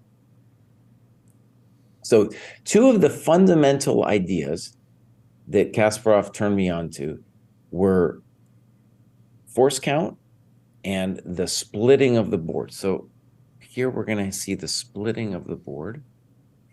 And what that means is by splitting the board, it will be difficult for the pieces on the queen side to come to the king side. And to me, when I imagine myself doing some attack, the kind of just placement move of knight e5 would be hard for me to believe in. We're also blocking the rook. Mm-hmm. Okay, so the next sequence is actually kind of forced. I would have a real hard time understanding why it was forced. Again, I could go, maybe I will do a video on this at some point, but Kasparov saw all of this when he played bishop g7. So queen h5, f5, f6, check to the miserable king, and now black has to take the knight. And now you say to yourself, well, it's black, well, maybe I'm alive. No, boss, because the board is split. Check to the miserable king. We're coming around, and it's actually lost. Did it take me a while to understand that it's lost? It did. Is it like if I saw that knight, I'd be like, I'm not sure. That's for sure, though, boss. Yeah. And then it's over. Yeah, fantastic game. Again, I will say, I don't know. I'm pretty sure Kasparov wouldn't say this was of his top games, but for me, it was a stunner, and it just turned me on to how to think about chess in general, especially attacking chess. Yeah, sick game. No, just classic. Classic. We still don't have a repeat. No repeats yet. No repeats. And you're not Oh, going to man. get one now. So, yeah, so somebody said that Polugayevsky would trade all his games for that Shirov game, but what about this one? Polugayevsky, Tori. No, I know this game. This is a good game. This is a good game. Hey, boss. What about this one? All Take right. it away, boss. All right, I'm trying to click on it, but I can't seem to. Kostya has now. Let's see if I can move forward or backward. Nope. Oh, wait. Go ahead. Now you can. All right. Interesting. I felt like I had even less control than normal of the classroom. All right. So, insane opening. This is obviously pre-chessable and pre-stockfish and all that, but for anybody who doesn't know Lev Polugayevsky, dude was working on his openings all the time. he was like one of the original opening heads, right? One of the original people to just, and he did it in a notebook by hand, right? But he had 30 moves prepared out. And this game here, I believe, was opening prep. The famous Tall game also. That some people complained on YouTube we didn't include last time because that was played before 1972. So this is like a bonkers variation, obviously. It's been the site of many insane and crazy games. I don't know if either of you considered the Ivanchuk Shirov Queen G7 game at all this past week. But this position is bonkers, and it has produced, unsurprisingly, many bonkers games because the tension is so high and the advantages and disadvantages are so stark of the two players that normal logic can kind of get tossed out, right? Like in that Morozevich MVL game, that evaluating the value of the rook on h8 or h7 is hard to do, right?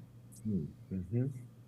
Okay, so here, the idea from white is, well, okay, if you let black just win the pawn back on d5, then your position is pretty much trash because black center is good. Well, I mean, trash might be strong, but you don't want to just give that pawn. So the idea is you sack the rook on h1 to put your pawn on e7.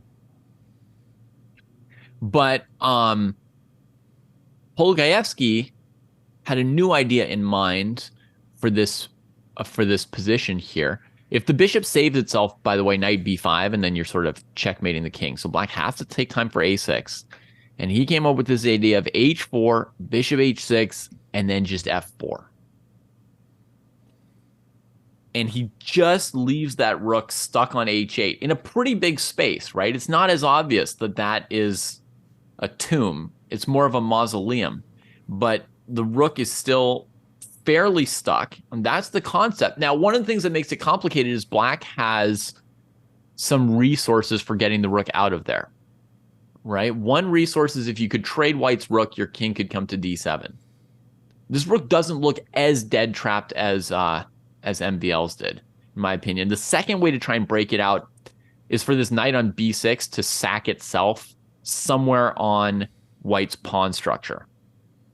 And you could break out the rook, right? If you could get this knight to take on h4 or on g5 or on e7, there's many ways. So, I mean, Jesse's concept from Kasparov of splitting the board, Lev needs to keep this knight away from his kingside pawns. Otherwise, he'll be down in exchange and maybe a not good enough version of this. There were 3 games that I considered this week that have this similar theme, right? 2 of them have MVL, and there's that there's a game where MVL is the one trapping his opponent's pieces on the king side against Ding against Ding in the advanced Caro. And to me, all 3 of these games kind of come together, right? They're like a theme. They would go in the same chapter of a book on chess dynamism, right? They would be in the same chapter. Sort of splitting the board, locking away pieces as compensation for significant sacrifices. Okay, so this is very nice. This move here, oh man. The knight trade is really favorable for Polgaevsky because it would clarify matters. There would no longer be a piece that could break the black rook out from h8, right?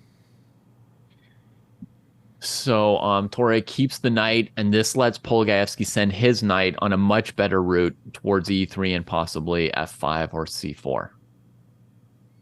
So that was a sweet move. Now we can see the pure pawn trap on the rook. The knight takes its chance to come sack on the structure. The king gets out.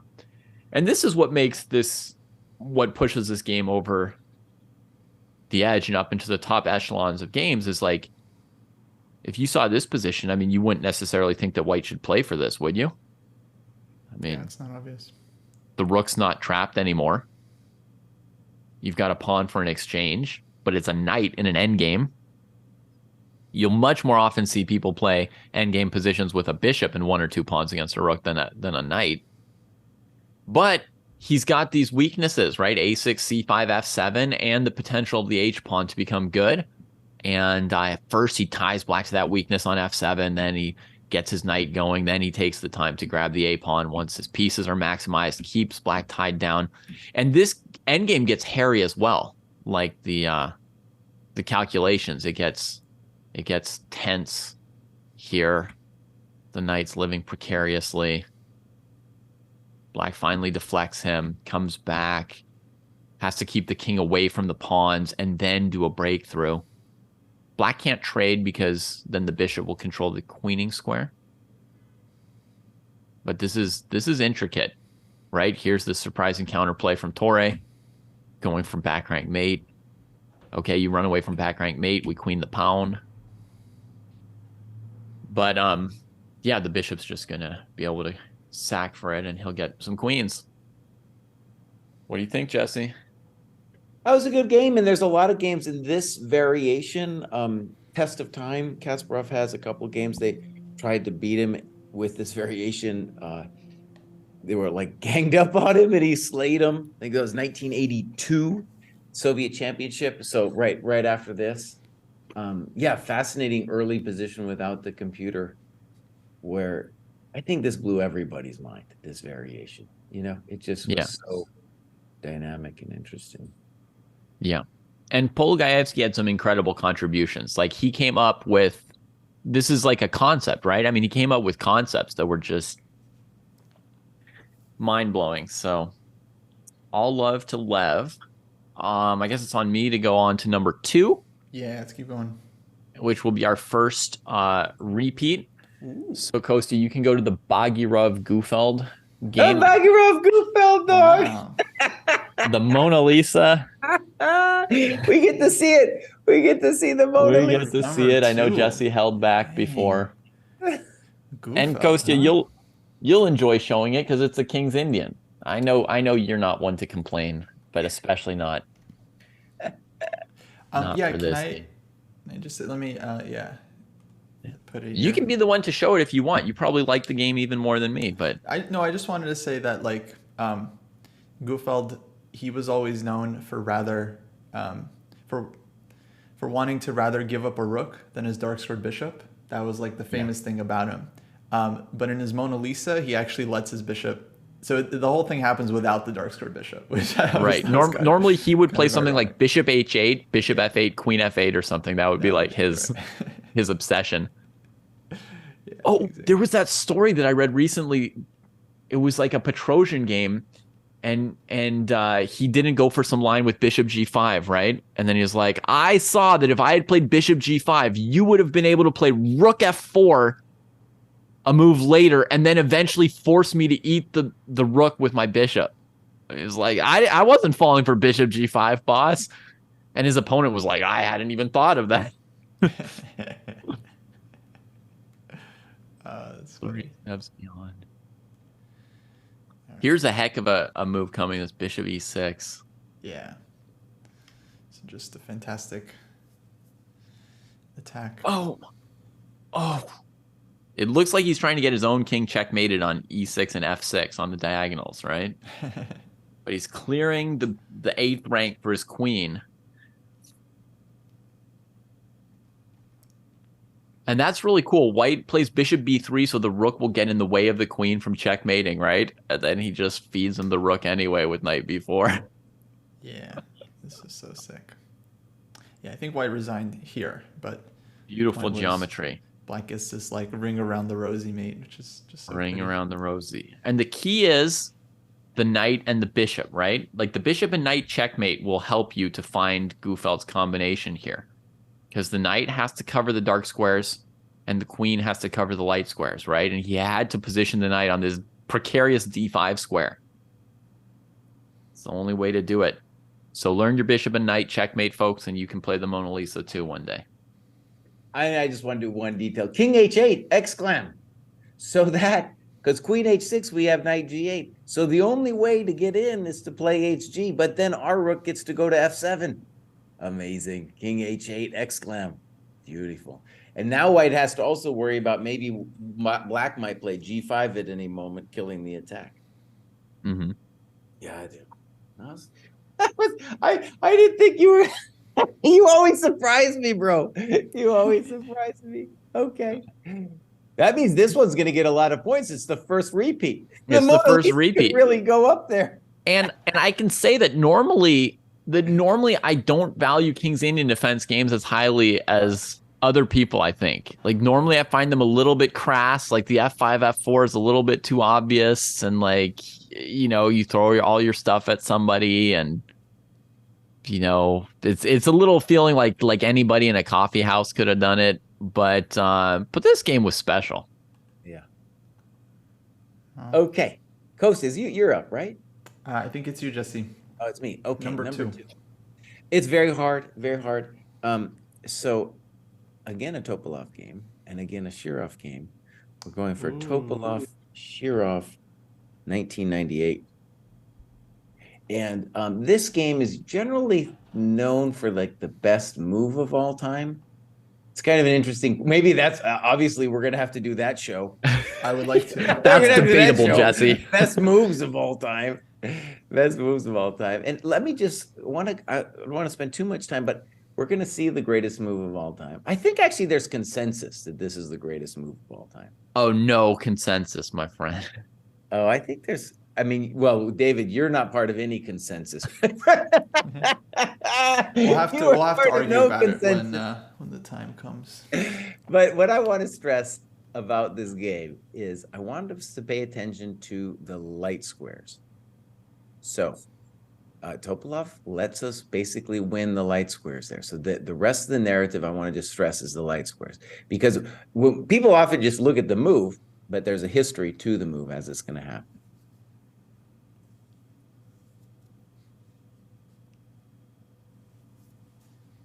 So you can imagine Topalov believing in this position.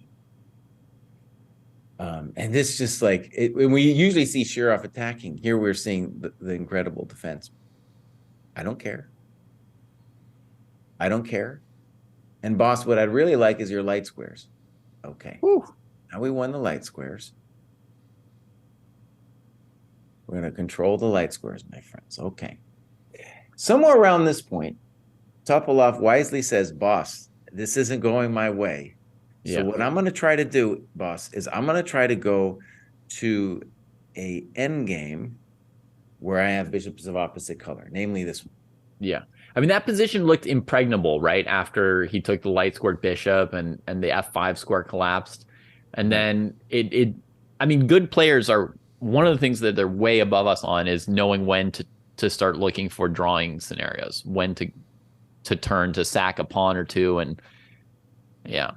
Right. So that's why, like, it's like, okay, that's that phase one. Okay, and we'll call phase two this next little bit. Shirov, by the way, an amazing endgame player. Amazing endgame player.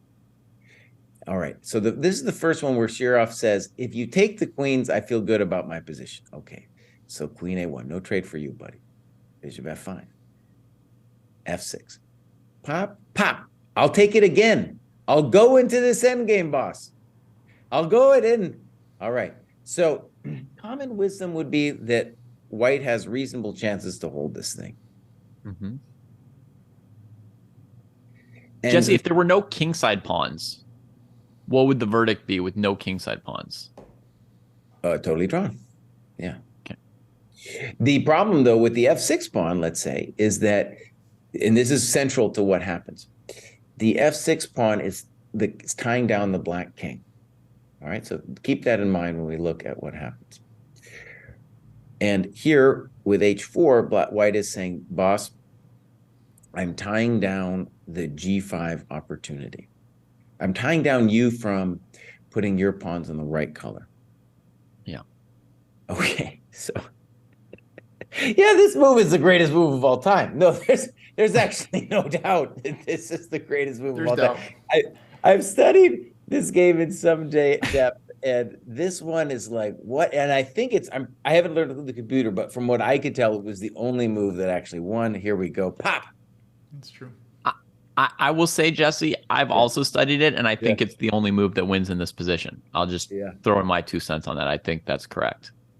So you tie down the white king if he doesn't take. And obviously the question is, what does he takes? Then we have 3 connected passers. But then it's all about the speed of the king. The fact that I get the king to e4. Oh, man. Yeah. Devastating. And then white resigns. So this could be, I could have put it in other spots too. But I want to say when you connect it with the previous narrative of the light squares, it makes a really nice aesthetic impression on me. Plus, the greatest move of all time. We're going to do a show, my friends. We're going to do a show. All right, that's it for me for number 2. All right, we're gonna fight on that one because it is a great move, obviously, but I don't think it's the best of all time. Okay. Yeah. But I do agree that this game belongs more on a list of best moves of all time than best games of all time. Oh, wow.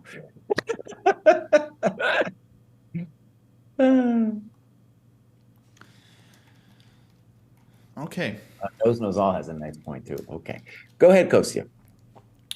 All right. So number 2. Yeah, for me that Tabal Shuriken, yeah, like amazing in game, but hard to say that through and through. It was the greatest game. But obviously, I mean, such an end game. It's just fantastic. Okay, my number 2 game is a repeat of David's 8th pick, Karpov Kasparov, the 93 Octopus game. Yeah, I thought one of you might like that one. Yeah. No, I've always loved this game. I think many people have seen it. Of course, it's known for. Let me bring up the board here. It's known for this very creative pawn sacrifice that Kasparov apparently came up with in his blindfolded analysis on a plane while he was traveling. He thought, hey, what if I sack this D pawn in this hedgehog style position that Karpov is super, super strong at? And the point of his play is not to win back the pawn, but to just establish this incredibly powerful knight on D3 that Kasparov would later dub the octopus because it controls 8 squares, like most knights do, but it happens to be 8 super important squares. And the knight just completely cramps White's entire position. Doesn't let him fight for the E file, doesn't let him fight for the C file. Basically, this one piece just completely dominates Karpov's camp. And I mean, the game I think is extremely well played. It's just a phenomenal example of the power of the positional sacrifice. And just, ends up in this total strategic domination. With at one point Karpov having a full set of pieces on the board, but just almost no good moves. And then final combination here, and black ends up winning this and takes. And actually, I remember when Kasparov was analyzing this game, he said just one of the funniest things ever, because in this position, rook e2 is actually mate in 2. It's just going to be mate next move is. Oh, actually, wait. White still has. You don't play Rookie 2, boss. Oh, I'm sorry. I'm sorry. I'm getting the position wrong. It was here, Rook E2. This would have just ended the game right away. But Kasparov is like, all right, when you see forced mate in 4 with checks, you're just done. So you don't look for anything stronger. So check, Rook E1, and now the game is all over. So yeah, Immortal game, of course, happened in a World Championship match, which gives it a ton of prestige. And yeah, that's my number 2. Cool. Yeah. So, when we talked about best books of all time, I just want to give a shout out to this book. Did not make my list, but it came out kind of recently. I think it was published ages ago in Russia, but it was finally translated. Coaching Kasparov by Nikitin. Nikitin was Kasparov's coach. Talks about this game and others. Really beautiful, insightful into the process and what went down and everything. That book, by the way, has been really resonating with me. I think about it often, which is not the case with every book I read. Okay, David. Oh, wait. It's still on Kostya, but yeah. I would just quickly say. Oh, I'm sorry. You guys could have picked almost any games from the Karpov-Kasparov match, and I would have nodded. those matches were fantastic, unbelievable level. Alrighty. So my number 1 game, I mean, this is interesting because we're either going to have the same game in our number 1 spot, or one or both of you guys has left out. Very, very good game. We might have the same Spoiler alert, Kostya, I left it out. Oh, no. Wow. All right. So I made this point last time. I feel like it's so hard to choose this list. It's even harder to choose a number 1 game because you have to be willing to say that this game is number 1 ahead of all others. And that's very difficult to do, right? Because you're cutting down a lot of games. But one game has to take that spot. For me, one of the few games that's worthy of this role. Of course, the famous, I think people call it Kasparov's Immortal, Kasparov Topalov from White Ganze, 1999. Very well-known game. I think a lot of people have this one as their favorite. And that's part of the draw for me, is that many strong players, grandmasters, name this one as like their favorite game ever, what they think is the greatest game of all time. And so for me, that definitely adds to the value that just so many players and fans and so on recognize the brilliance of this game. I won't go into too much detail because I think many people have seen it, of course. But essentially, this is kind of a famous double rook sack game. Starts off with this Pirtz middle game, and the fun, of course, happens after both sides castle queenside. A little bit unusual, but then the attack and the tactics in this game are just out of this world. So here we go, knight d5, opening the e file up. That goes queen d6, rook takes d4, first rook sack, looking to win a pawn. If takes as played, rook e7 check was the follow-up. Now if this one is taken, then white goes queen d4, queen b6, then knight comes to c6, and it's game over. So this one he has to ignore, but now takes. And what we get is just this like absolute epic, very epic king walk / attack. Rook a7 here, takes this one to get queen b3 mate, and ends up with black's king just walking all over white's queenside. Bishop f1, just another like sick move, hoping to distract the queen away from c2. Rook d2, rook d7. I mean, just every move here is just like a double exclam move. Finally finishes with this endgame with the queen versus rook, where Kasparov is able to nicely convert. So yeah, it's hard to add on. I mean, the game just speaks for itself. Like, it's just such an incredible game. So yeah, for me, it had to be number 1. It just had to. There was no other option. All right. I'll jump in. So that was also my number 1 pick. And I will say this, that game, it's when it happened, and then for many of the years after, even now, it's beyond me. It's beyond me. I can kind of appreciate it as a fan, but it is beyond me, and I think that's one of the reasons that it fascinates so many people. It is a little disappointing to me as a person, as a fan, that it is beyond me. Okay, but I just want to put out is, yeah, put it at the top, but it's weird for me to put it at the top just because it is beyond my comprehension. There's a lot of games, obviously, I could never play. I don't think I would ever play Bishop H3, for example, but I understand Bishop H3. I can analyze it out. This one was like, oh, I don't get it, boss. You're killing me. All right, David, what is it? Philidor game? Buddy, Philidor from the grave? Do you guys want me to say anything about this Kasparov game and why I didn't put it in the top 10, or should I just talk about the game I like? See your Philidor game, boss. We just want to see it. I'm just bracing myself. All right.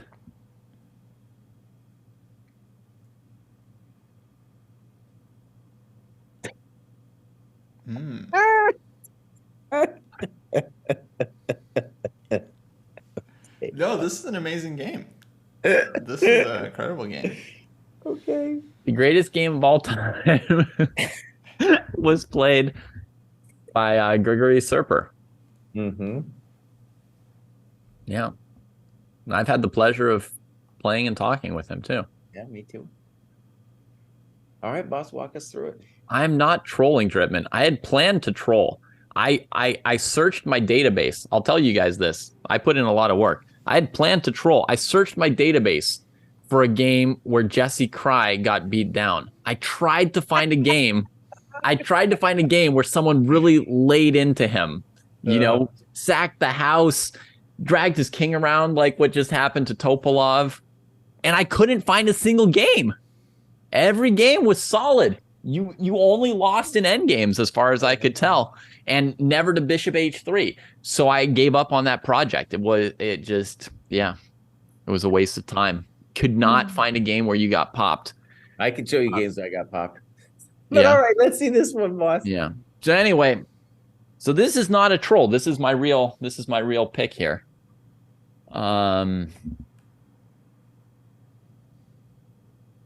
Well, you haven't actually said the game. You said Serper, and then that's it. What do you mean, Serper Nicolaitis? Yeah, you didn't say it. Oh, sorry, I typed it into the thing. I forgot about the podcast. Hey, everybody, this is Serper versus Nicolaitis, and it's a King's Indian, same-ish variation with F3, which those of you on the podcast will now not be able to see either. Sorry. It's fantastic. Best game you guys are going to see today. So he plays this move C5, which is a weird move. This whole system for white. Let me say this, because they talked about, Jesse talked about things that we can or can't understand, like that we want to understand and pushing us. I think I understand Kasparov Topalov. That's part of why it might not be on my list. And Serper Nicolaitis, I do not understand why white's playing F3, knight on G3, C4, C5. I don't understand how he sets the stage for this game. I know how Kasparov set the stage for the Topalov game by accident. It was just a lucky accident that the tactics came into play for him.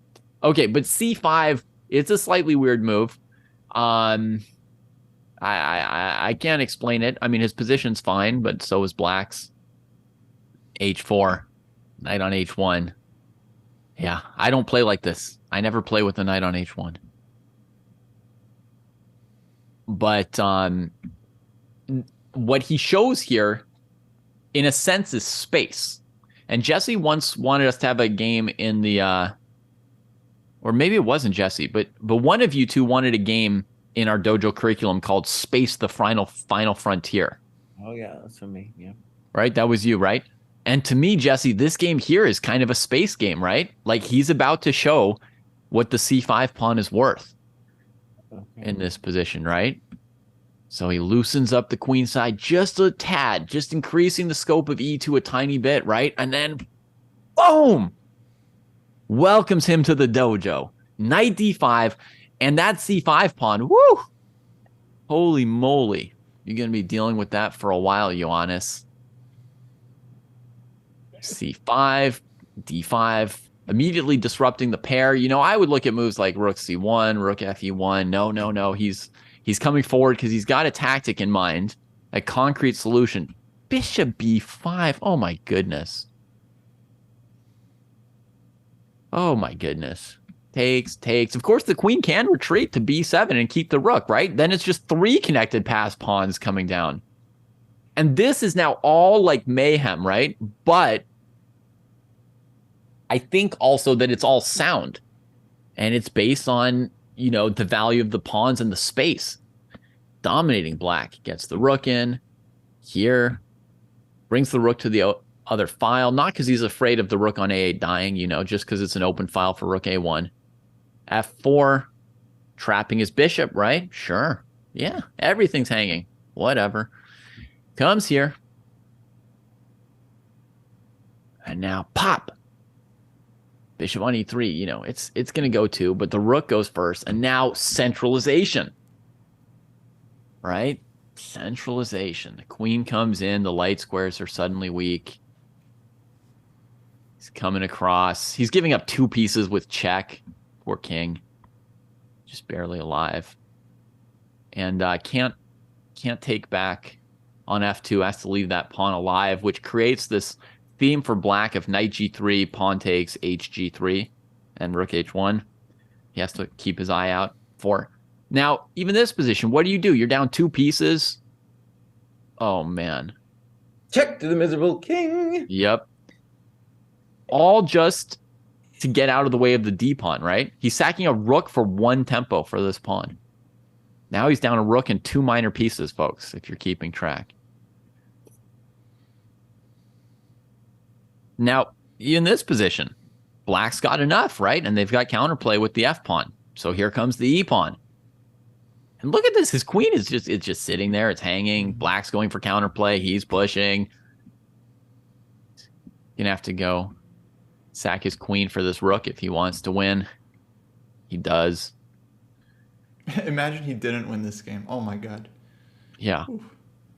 Even now, still not totally obvious. Pop! Breaks up the pieces. The party's almost over. Watch out for knight f4. Watch out for knight f4. King e1 still the only winning move. And resignation. Yeah. I mean, look, I think David, you're probably gonna get some hate for this pick for your number 1. But I think it's an incredible game. I mean, it's absolutely epic. 100% I considered this game. For me, it's just like, okay, it wasn't played at such at the highest of stakes, right? So that was kind of important for my sensibilities. Yeah. Like world championship candidate. Like the more important the tournament is, I think the harder it is to play a brilliant game. But I mean, yeah, I understand from a sportsman's perspective, there is that element, but from a pure artist's perspective, people like Gufeld wandering around the world, you never know when inspiration is gonna strike. It could be a blitz game in the Café de la Régence where, or you could be waiting for an opera to end or to start, and suddenly, the muse sings in you. So, okay. Yeah, I mean, that's a game with many, many phases. Like an ogre has layers. That game has several phases, incredible tension. And I think it really teaches us something about some of these tactical games are a little bit sort of irrational. People sometimes say, I wouldn't necessarily say irrational, but they're not rational. Like they're not, you can't say, oh, it's because, the opponent played a3 that, black was able to sack 3 pieces on their king side 20 moves later, right? But this game, I think, really teaches us some fundamental strategy with the way he uses the c5 pawn and that strength in the center to start the cavalcade. And once he's got the power of the passed pawns, he can do all kinds of stuff stemming from that power and that potential he has in the center as the pawns come down. So, yeah, I think we've got like a real interesting, strategic, deep chess truth coming through in the middle of all the craziness. Yeah. Cool. Let's do the tally. Right. I don't think that's going to be necessary because we have 3 games. We have 3 games that more than one person selected. So in third place, we've got Bagheera of Gufeld. Second place, Karpov Kasparov, the 93 Octopus game. Okay, fair enough. Yeah. And first place, Kasparov Topalov, because we gave it a number one. So yeah, great job, us. 30 games on this list, 3 repeats. We knew it was going to be tough. We knew it was going to be impossible. So I'm glad we didn't disappoint on that. But, yeah. Well. So on Sunday, folks, on the next episode, we're going to rank them all. We've now done 3 shows. We ranked games pre-1920. We ranked games 1920, 1972. These are our post-1972 rankings. And now we're just going to see how all the games stack up against each other.